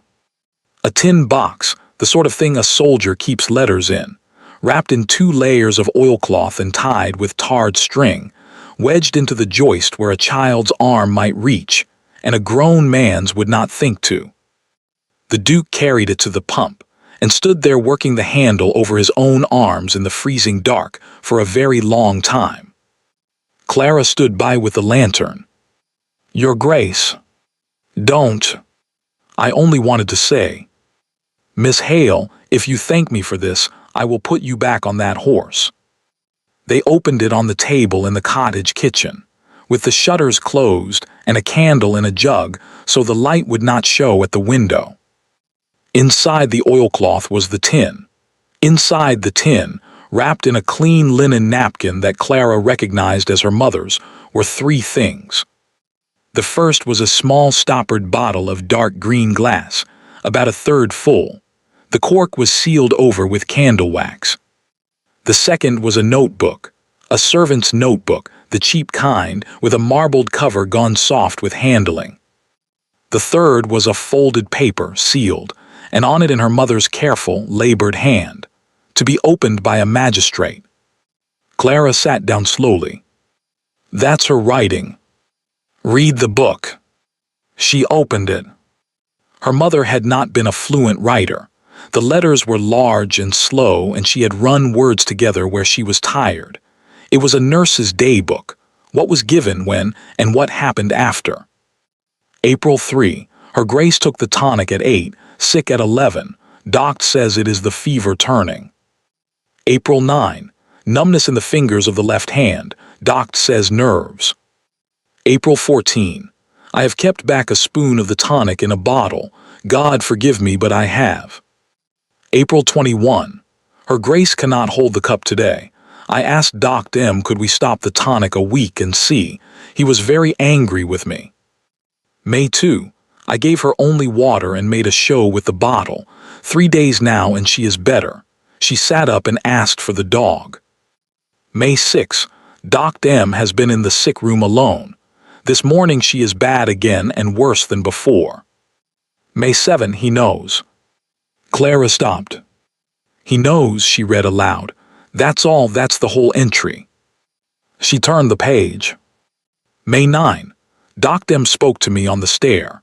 He was kind and smiling all the while he said it. He said, Mrs. Hale, you have a little girl at home. He said, Renford is a long way and roads are wicked things. He said no one would ever ask. May 10. I am to go home Friday. I am paid to the quarter and £4 over for my trouble. I am not to write and I am not to be asked for again. Friday, Her Grace held my hand and said, You were kind to me. I have taken the bottle and the paper. God forgive me, I am going home to my child. The candle burned in the jug. Clara put her hand flat on the page. 16 years, she said. 16 years she checked that door twice a night. Open the paper. To be opened by a magistrate. Clara broke the seal. It was one page, written slowly and in fear, and it began. I, Anne Hale of Renford in the county of Norfolk, being of sound mind, do say what I saw in the house of Ashworth in the spring of the year 1809. It said it all out, the tonic, the bottle kept back, the 3 days of water and the Duchess sitting up to ask for the dog, the doctor alone in the sick room and what came after, the words on the stair. And then at the bottom in a different ink, added later, years later, by a hand that had grown older and shakier. I say also that on the 9th of May I was sent to the still room for the doctor's case, and I read the bill that was in it, for I can read print though I write but poor. The bill was from a chemist in London, and it was for the making up of the tonic to the doctor's order quarterly, and it was not paid by the doctor. It was to be sent for payment to the party named at the foot, which was. Clara stopped breathing. Which was Mr. J. Vane, at Fenchurch Street in London. And on the same bill was writ, in a hand not the chemist's, to be continued at the same strength until the account is closed. Anne Hale, her mark witnessed by Jos, Barrow, curate of this parish, 1811. Clara looked up. The Duke had gone perfectly white. Say it, she whispered. 1809. His voice was not quite working. Clara, in 1809 my cousin Julian was 15 years old and at school in Harrow. The candle guttered in the jug. Then who? His father. The Duke sat down very suddenly on the settle. Mr. J. Vane, Mr. John Vane, my uncle. Your uncle is dead, 11 years dead. He was staring at nothing. He died in the spring of the year Sophia was married. I stood at his grave in Fenchurch churchyard and I was glad God helped me, because he had spent my whole boyhood telling me I was a weak, sickly, worthless thing who would not see 30. Clara's mind was going very fast and very cold. Your Grace, who inherited his estate. Julian, he was 21. And his papers, his accounts, his arrangements. The Duke looked up at her. Everything, he said. Everything in Fenchurch Street, including whatever standing order his father had left with a chemist and a country doctor. Clara sat down opposite him. Until the account is closed, she said slowly. That's not a threat, is it? That's a standing instruction. It's been running for 17 years. He inherited it. The Duke's hands had closed on the edge of the table. At 21, he opened his father's papers and found that his father had been paying a doctor for 6 years to kill me by inches, and he did not stop it. He did not stop it, Clara said. He used it. Your uncle only ever wanted you dead. But you didn't die, you were young and you were strong and it was taking too long. So when Julian took it over, he added something new. The wives. The wives. Clara's voice was shaking now. Because a sick duke might still get an heir. That's the one thing that would ruin everything. So he brought you Margaret and he sat there and watched her die, and then he brought you Sophia. And then Isabel. The Duke stood up so fast the settle went over backwards. He walked 3 steps and stopped with his back to her, and Clara watched his shoulders and had the sense, quite clearly, of a man holding on to the edge of something with his fingernails. He loved her, he said. Your Grace. He loved her, Clara. He was not lying about that. I saw his face at that funeral. He turned around, and his eyes were wet and absolutely wild. He killed a woman he loved rather than let me have a son. The cottage was silent. Clara looked down at the little green bottle, and the notebook, and one page of her mother's careful, terrified handwriting. Then he will not stop, she said. Not for anything, not for me. No. Which is why we are going to a magistrate tonight. Tonight, the Duke agreed. Norwich. There is a man there my father trusted, and he is 80 and deaf and honest, and he is 9 miles from this door. He was already reaching for the box. And Clara said, no, not all of it. He stopped. My mother kept it under a floor for 16 years, Clara said. She was cleverer than both of us, and she was frightened every day of her life. We take the statement and the notebook. The bottle stays. Clara, the bottle is the proof. The bottle is the only thing in England that cannot be written again. She was already wrapping it back in the linen. If we walk into a room with everything and that room turns out to be wrong, we have nothing left. Split it. The Duke looked at her for a long moment. Where? Clara thought. Then she picked up the candle and walked into her mother's ruined bedroom. And she knelt down in the turned earth in the corner where the boards were already up, and nobody would ever think to look twice. And she buried the little green bottle 9 inches deep in ground that had already been searched.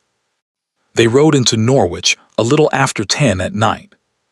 The magistrate's house had lights in it. That was the first good thing that had happened in 2 days, and Clara was so tired that she took it as a sign. They were shown in by a servant. Sir Edmund Latimer was 81 and deaf as a post, and he read the statement 3 times, twice with a glass. He read the notebook. He asked Clara 9 questions about her mother in a voice like a gate, and he did not once talk over her answers. Then he took off his spectacles. This is the worst thing I have read in 40 years on the bench, he said. I shall write to the coroner tonight and I shall have the doctor before me on Monday. Nathaniel, look at me. You will not go back to that house. I have to go back to that house. You will not. Sir Edmund, the Duke leaned forward. If I am not at Ashworth in the morning, he will know exactly what has happened, He has 11,000 pounds of debt and a rope in front of him. Give me 2 days and he will come at me himself, and you will have him in the act." "And the girl?" "The girl stays here," said the Duke. "The girl," said Clara, "is sitting in the room." They argued about it for an hour. She won, because she was right, and because the old man on the bench said the one thing neither of them could answer, that the woman who had actually read the statement was the only witness who could not be silenced by burning it. They rode back at dawn on the 11th. It was raining again by the time they came up the long avenue, and Clara was so exhausted she was holding on to the saddle with both hands, and the notebook and the statement were inside the Duke's coat against his chest. Ashworth Hall came out of the gray. There were 4 horses standing at the front door. Not carriage horses, not the Duke's. 4 saddle horses steaming in the wet, held by a boy Clara had never seen, and behind them, drawn up on the gravel, a closed black carriage with the blinds down. The front door of the house stood wide open, and on the steps out of the rain, 3 men were waiting. One was the parish constable. One was Dr. Merrick, with his bag in his hand. And one was Julian Vane, bareheaded in the doorway of the house he was going to inherit, watching them ride up the drive with an expression of absolute, unbearable grief. "Oh, thank God," he called out. "Nathaniel's, thank God, we have been out all night looking for her." Julian came down the steps into the rain with both hands out. "Where did you find her? We have had men on every road since 6 o'clock. Merrick has been up all night." "Get away from the horse." "Nathaniel, get away from the horse." The constable came forward then. He was a heavy, slow man of about 50 with rain running off the brim of his hat, and he did not look like a man enjoying himself. "Your Grace, I'll have to ask you to come down." "On what grounds?" "On the information laid by Mr. Vane." The constable glanced at Julian and away again. "That Miss Clara Hale was took out of this house between 4 and 5 yesterday morning without her father's leave and not seen since. And on the other matter." "What other matter?"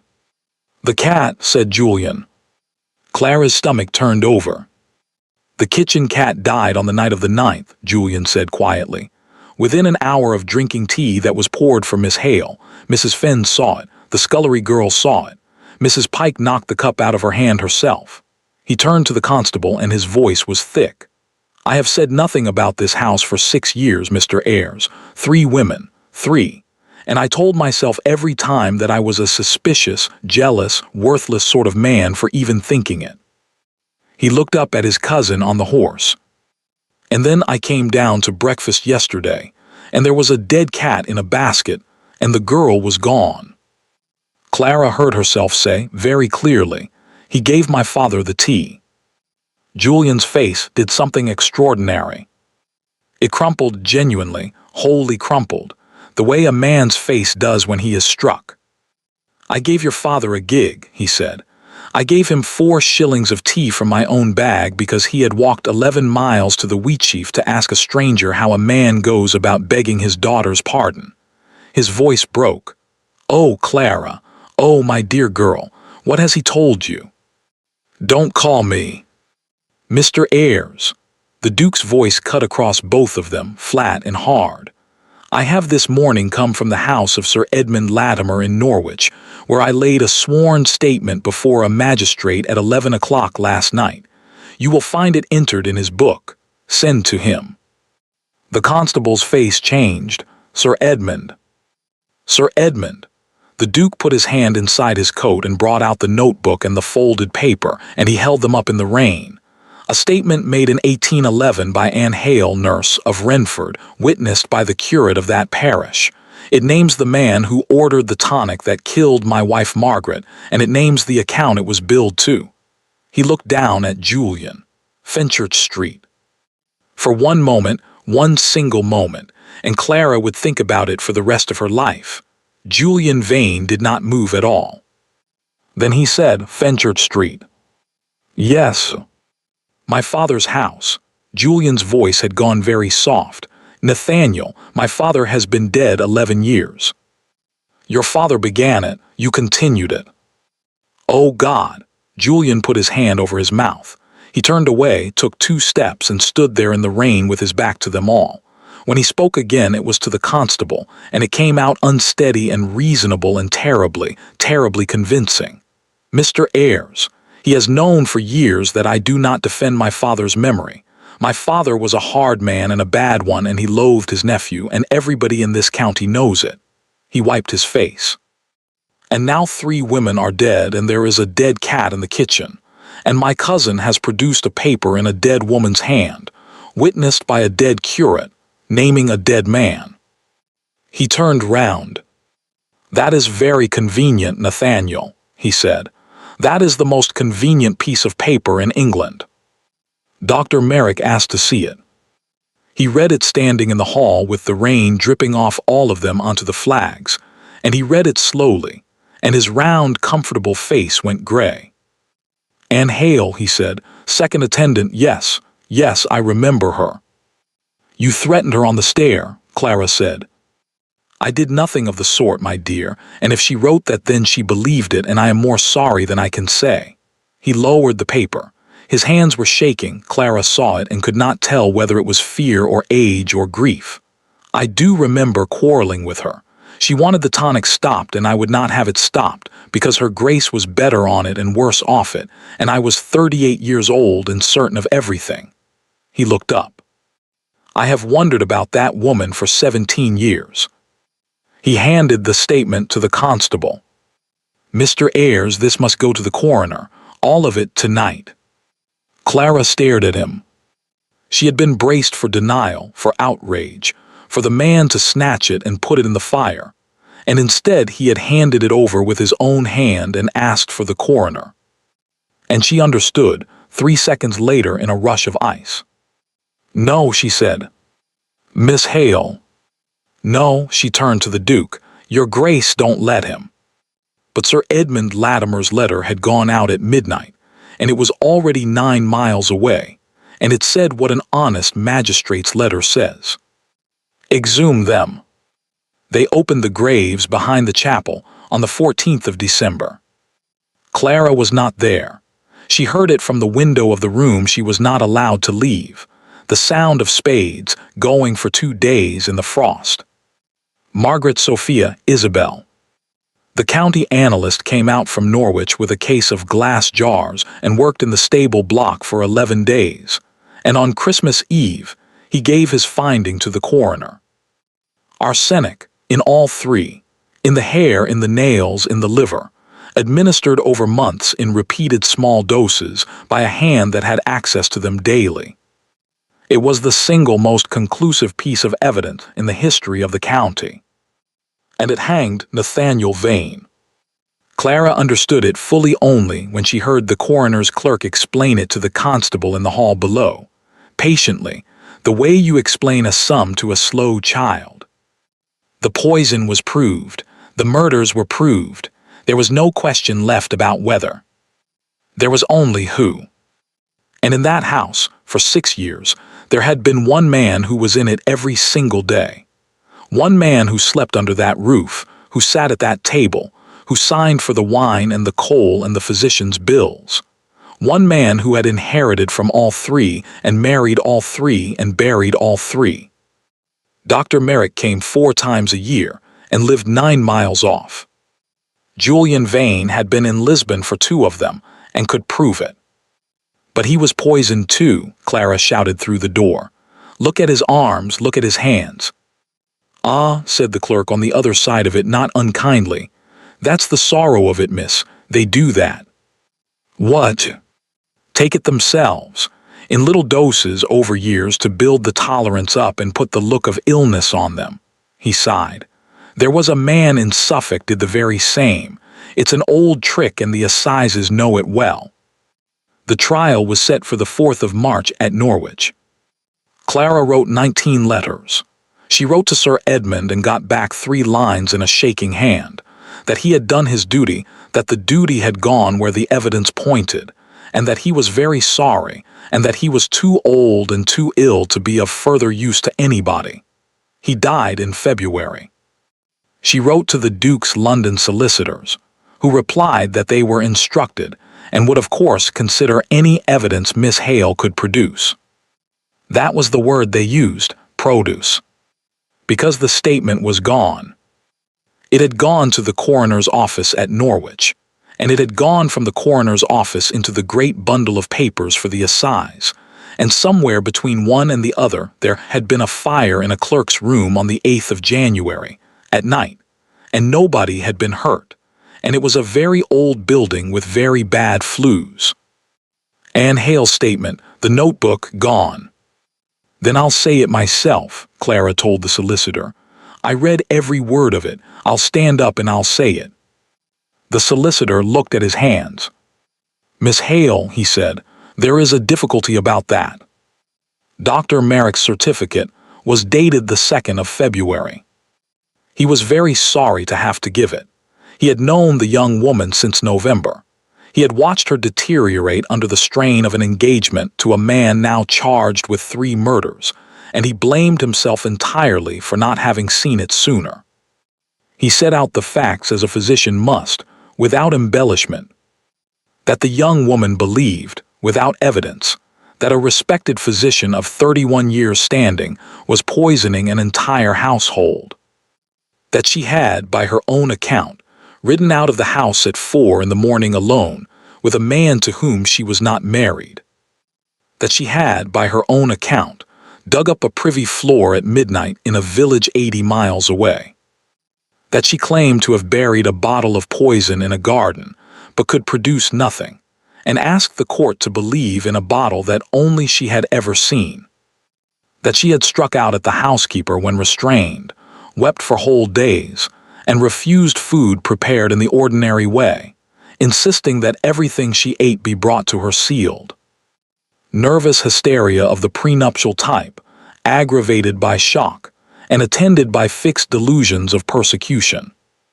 It is my opinion that this young woman is not of sound mind, and cannot give evidence. They took her before a commission in a room in Norwich on the 9th of February. 3 men, a doctor, a lawyer, and a magistrate who was not Sir Edmund. Clara had thought about it for a week. She had gone over every word. She wore the plainest gown she owned, and she folded her hands, and she spoke slowly, and she did not weep, not once, and she told them the truth in the flattest voice she could manage. She watched it happen anyway. She watched a man write something down when she said the fire in the grate turned green. She watched 2 of them glance at each other when she said I buried the bottle myself, in the dark, in my mother's floor. She watched the lawyer's mouth tighten with pity, when she said, he is not sick, sir, he is being poisoned. He has been poisoned for 6 years, and he pours his port down his own throat and brings it back up in his room every night so that the doctor will not change the dose. And she heard from a long way off how it sounded. It sounded like a mad woman. There was one thing left. She had held it back deliberately, the last card, the only one that could not be explained away.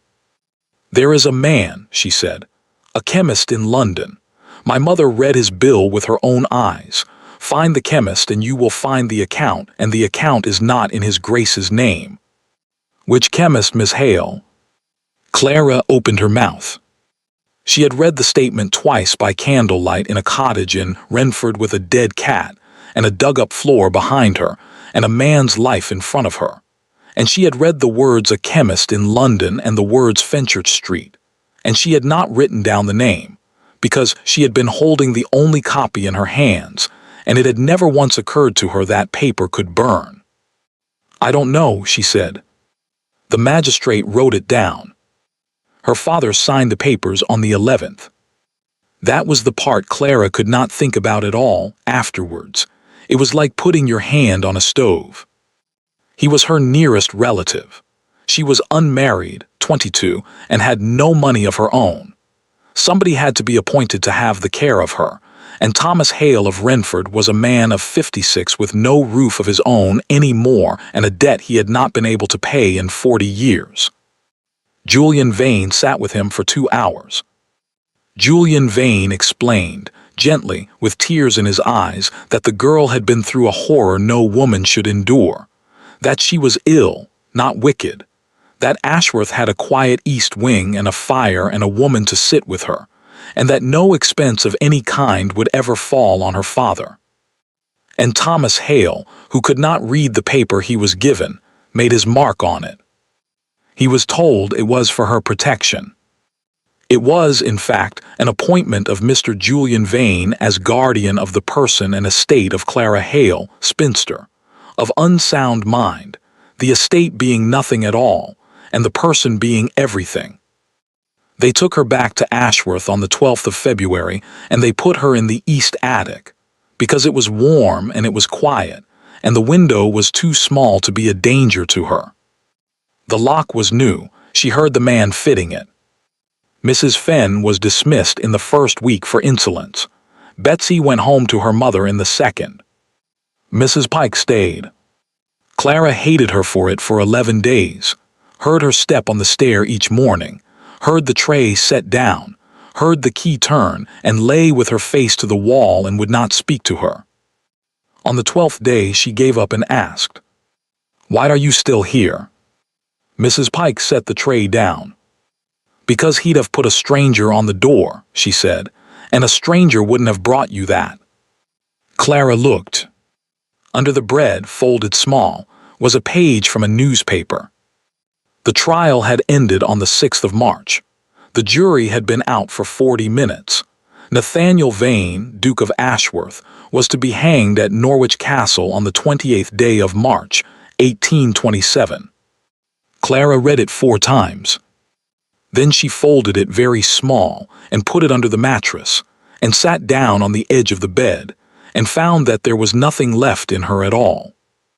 19 days. No evidence, no witness, no statement, no notebook, no magistrate, no name of a chemist, a father who had signed her away, a guardian who owned her body and her keeping and had every legal right to move her anywhere in England, and no reason on earth to let her live past the day the Duke died. And a bottle buried 9 inches deep in a garden 80 miles away that she could not reach, could not prove, and could not have carried into any court in England as anything but a madwoman's bottle. She did not cry. She had stopped being able to. She sat there until the light went, and then she lay down in her clothes, and sometime in the small hours she heard the boards outside give under a weight. Clara sat up. The step did not come to the door properly. It stopped short of it. She could hear breathing, close, and the small sound of a hand going flat against wood. Then a whisper, so low she had to hold her own breath to catch it. "Girl, are you awake?" "Mrs. Pike." "Don't get up, don't light anything." "What is it?" "Hush." There was a long pause. Clara heard the old woman's breath catch and go ragged, the way it does when somebody is fighting themselves. "I've been 6 years in that man's service," Mrs. Pike said. "I carried the tray to Isabel with my own 2 hands. I've told myself every day since that I never knew, and I did know, and I said nothing because I was 60 and I'd nowhere to go." "Mrs. Pike." "Now you listen." Her voice steadied. "That fire at the clerk's office in January. My sister's boy is a porter in that building. He was the one sent up to clear the room after." Clara's heart began, very slowly, to beat again. "He said the whole bundle went, every paper in it burnt to a cake.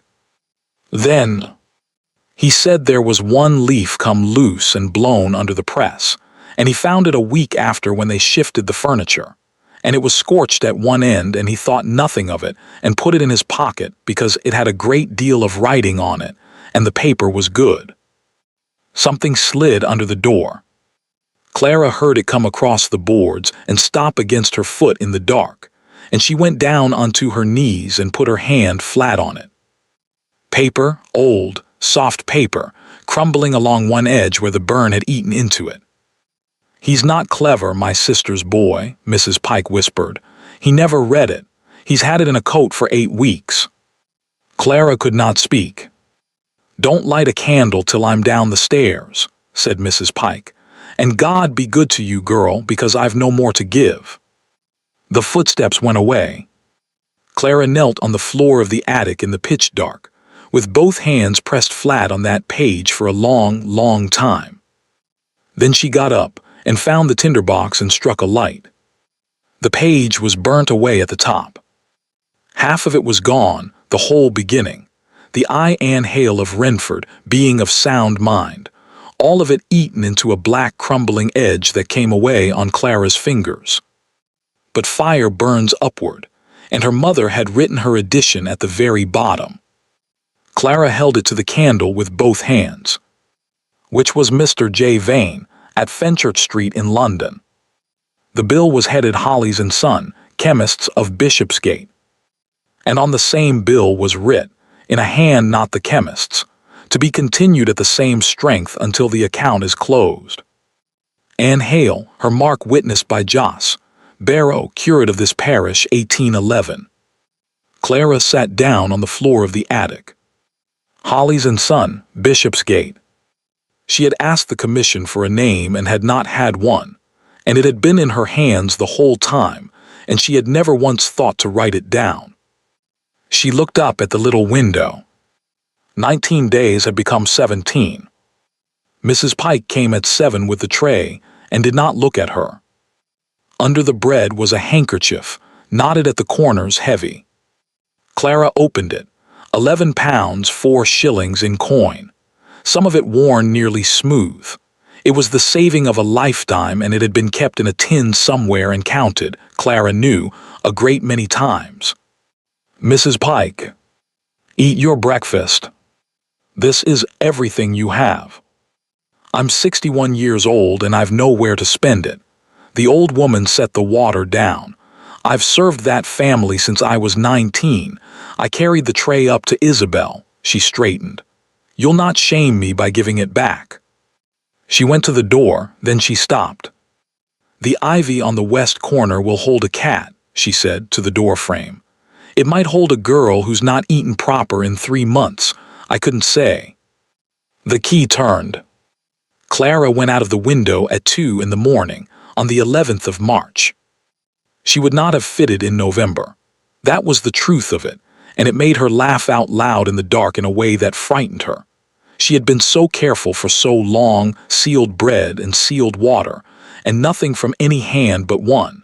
And the very thing that had kept her alive had worn her down thin enough to pass through a 9-inch gap. The roof was frozen. She went along the gutter on her hands and knees for 30 feet, and the ivy took her weight at the west corner, and it tore away from the wall in a great slow rush when she was 6 feet from the ground and dropped her into the flower bed. She lay there a moment, winded, looking up at the black bulk of Ashworth Hall. Then she got up and started walking west. She reached Renford on the 14th. Her father was living in the back room of the Wheatsheaf, sweeping the yard for his keep. He came out with the broom in his hand and saw his daughter standing in the road in a torn gown with her hair down her back and mud to the knee, and he made a sound Clara had never heard a man make. "They said you were. I know what they said. They said you were took bad. They said you were being cared for." "Papa," she took hold of his arms, "what did you sign?" He stared at her. "It was for your keep." The gentleman read it out. He said it was for your keep and a fire and a woman to sit with you. "Can you read it?" "You know I can't." "Then listen to me now." Clara's voice cracked and she pushed on through it. "You signed me over to the man who is killing this whole story. You gave him my body and my keeping and the right to move me anywhere in England. He has 3 women in the ground and he will have me in the ground by April, and you put your mark on it." Thomas Hale went the color of the wall behind him. "Clara, I'm not saying it to punish you." She was shaking. "I'm saying it because you're coming with me to Norwich to say it in front of a judge, and there isn't time for you to be sorry. Be sorry after." He put the broom down against the wall. "Where first?" he said. They dug the bottle up out of her mother's floor at dusk.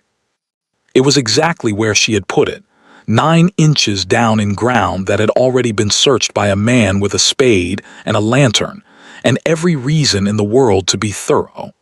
Clara scraped the earth off the linen with her thumbnails. Dark green glass, a third full, wax over the cork unbroken. Her father stood in the doorway of his wife's bedroom, looking at the boards stacked against the wall. 16 years, he said, in my own house.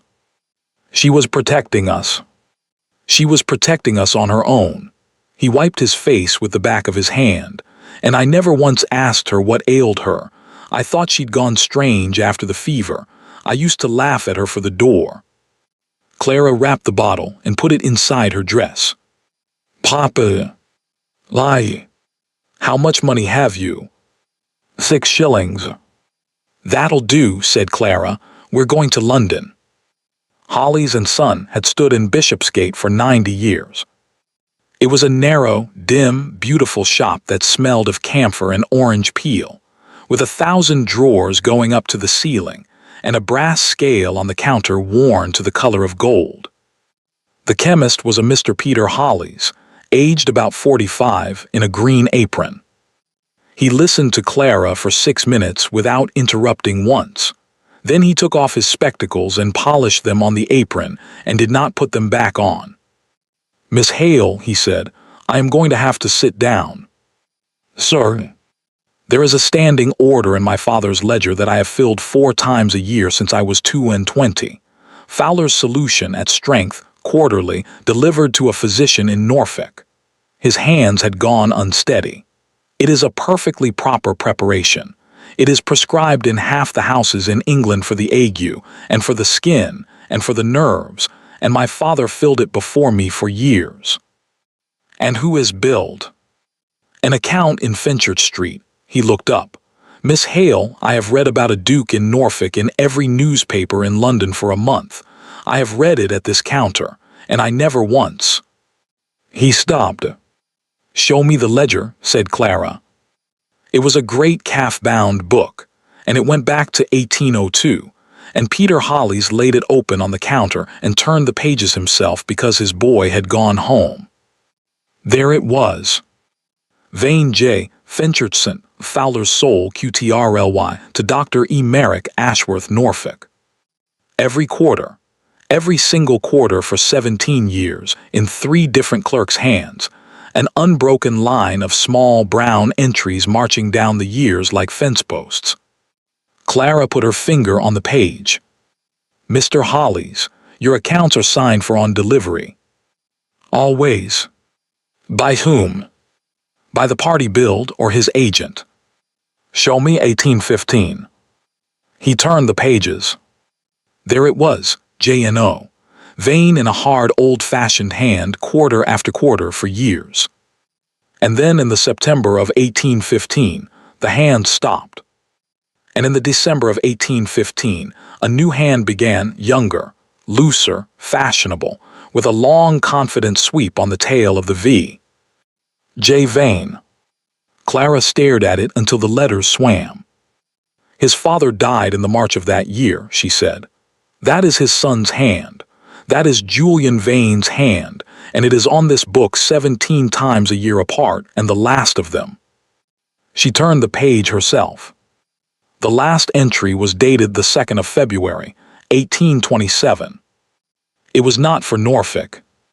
Vane J. Fowler's Soul, at strength, to be forwarded Dr. E. Merrick, care of Bell's Asylum, Halifax, Yorkshire, to be continued at the same strength until the account is closed. Clara's father, who could not read a word of it, saw his daughter's face and caught her by the elbow. What is it, girl, what does it say? It says he has already ordered mine, said Clara. There was no appeal in England in 1827. There was one road only. The judge who tried the case might grant a respite and report to the king in council, and Mr. Justice Anstruther was on the Norfolk circuit until the end of March, and he was at Norwich, and Nathaniel Vane was to be hanged there on the 28th. They reached Norwich on the 26th with Peter Hollies, his ledger in a locked box on his knees, and a clerk from Bishopsgate who could swear to the hand. Mr. Justice Anstruther read for 40 minutes without speaking. Then he said, "Bring me the sheriff." The hearing opened at 10 o'clock on the morning of the 27th of March, in the Great Hall at Norwich Castle, with the gallows already standing in the yard outside. Clara had never seen so many people in one room in her life. The gallery was packed to the walls. There were women who had come 11 miles in a cart to watch a duke hang, and had found themselves watching this instead. They brought the duke up from below at 10 minutes past 10. Clara had not seen him for 6 weeks. He came up the stair between two turnkeys, and he was in the clothes he had been arrested in, and he had gone so thin that the coat hung off him like something on a peg. His hair had been cut short for the rope. There was a gray cast to his skin that she knew, now, exactly how to read. He came up expecting to be told the hour. He got to the top of the stair, and he looked out over that hall, and he saw a farmer's daughter in a borrowed gown, standing at the table with a green glass bottle in front of her. Clara watched his face come apart. He said her name, not loudly. It carried anyway, all the way to the back, in a room of 400 people that had gone completely silent. "Sit down, Your Grace," said the judge. Dr. Merrick was called at 20 past 11. He came forward the same as ever, the good coat, the silver hair, the kind, round, comfortable face, and he took the book in his hand and swore on it, and Clara saw that his fingers were perfectly steady. He was very good. He was good for nearly an hour. He was sorrowful about Anne Hale. He was sorrowful about the young lady, whose condition he had certified with the greatest reluctance in the world and would certify again. He agreed that he had received a quarterly preparation from Hollies and Son, and had administered it, as 10,000 physicians in England administered it, in good faith, in accordance with the practice of his profession. "On whose account was it billed?" said the judge. "His Grace's, my lord, or the estate's. I never inquired. A physician does not read his patient's bills." "Mr. Hollies, stand up. Read the entry for the December quarter of 1815. Peter Hollies read it out. "Read the name signed against it." "J. Vane, my lord." "Whose hand is that?" "Not the same hand as the entries before it, my lord. It is a younger hand, and it is on my book 17 times. The judge turned. "Dr. Merrick, did you know that the man paying for that preparation was not the man drinking it?" And Clara, who had watched that face over a teacup and been charmed by it, and had told herself for months that if she ever got him in front of a judge, she would see the moment it broke, got to watch it happen. It was not dramatic, that was the terrible thing. Dr. Merrick simply stopped speaking mid-breath, and stood there in the box with his hand still resting on the rail, and looked across the hall at Julian Vane sitting in the second row. He looked at him for perhaps 4 seconds, and Julian did not look back. He looked at the ceiling, he looked at the window, he looked at his own gloves and turned his hat over once in his hands with an expression of polite, distant concern, the expression of a gentleman waiting for a tiresome piece of business to conclude, and he did not look at the man in the box for 1 single second. Merrick made a small sound. "He is not going to help me," he said. "Doctor." 31 years. Merrick's voice had gone strange and high. "I lost a patient in 1806, a young woman. It was my error, and it was drink, and nobody ever knew but John Vane, because it was John Vane's tenant's daughter, and he came to me in the January, and he said, Merrick, we shall say no more about it, and by the by, my nephew has a delicate constitution." The hall had begun to make a noise.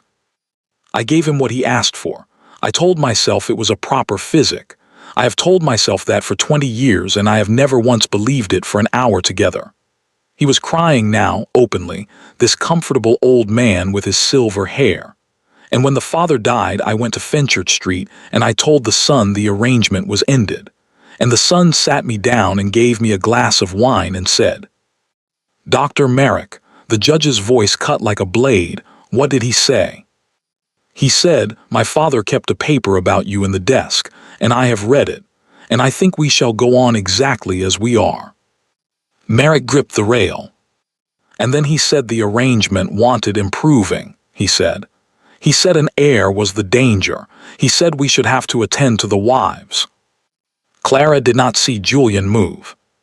She heard 400 people breathe in, and by the time she had turned her head, he was already at the end of his row and going fast for the side door, not running. That was the horror of it. He was walking, quickly and neatly, the way a man leaves a church. There were 2 constables at the main doors, and none at all at the side. The sheriff shouted.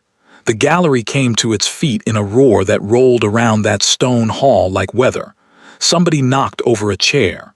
The turnkeys were on the wrong side of the Duke and had to go round the table. Julian Vane got the side door open. And Thomas Hale, who had been standing against that wall all morning because there had been no seat for him, stepped into the gap and put both hands on the frame. Clara screamed at him. She heard herself do it. Her father did not move. He was 56 years old and half a foot shorter, and he had a broom-worn back and 6 shillings in the world. And he stood in that doorway with his arms out like a man penning a bullock. And he said, Clara heard it, she would swear to it in front of God, over the noise of 400 people. Not this one. The pistol was very small. It had been in Julian's coat all morning, and Clara understood later what it had been for. A man does not carry a pistol into a courtroom to shoot his way out of it. He put it against her father's chest and fired. The noise stopped. That is what Clara remembered. 400 people and 1 flat crack, and then the whole hall going quiet enough to hear the smoke. They had Julian on the floor before her father finished falling. Clara got to him somehow. She did not remember crossing the room. She was on the flags with his head in her lap, and her hands pressed down where her hands were no use at all, and Peter Hollis was on his knees beside her with his coat off, and somebody was calling for a surgeon in a voice that already knew. Her father's eyes found her. "Papa, Papa, look at me, look at me." His hand came up and took hold of her sleeve. £40, he said. Don't you dare." £40. He was trying very hard to say it properly. "I sold you for £40, Clara." "Papa." Was I quick enough? His eyes went past her, searching the ceiling. Girl, was I quick enough this time? And Clara Hale bent down over her father's face and said the truest thing she ever said in her life. "You were the fastest man in that room," she said. "You stopped him. Nobody else moved and you stopped him. Papa, you got there first." He said, "Ah." And that was all. Nathaniel Vane, Duke of Ashworth, was discharged at 4 o'clock that afternoon.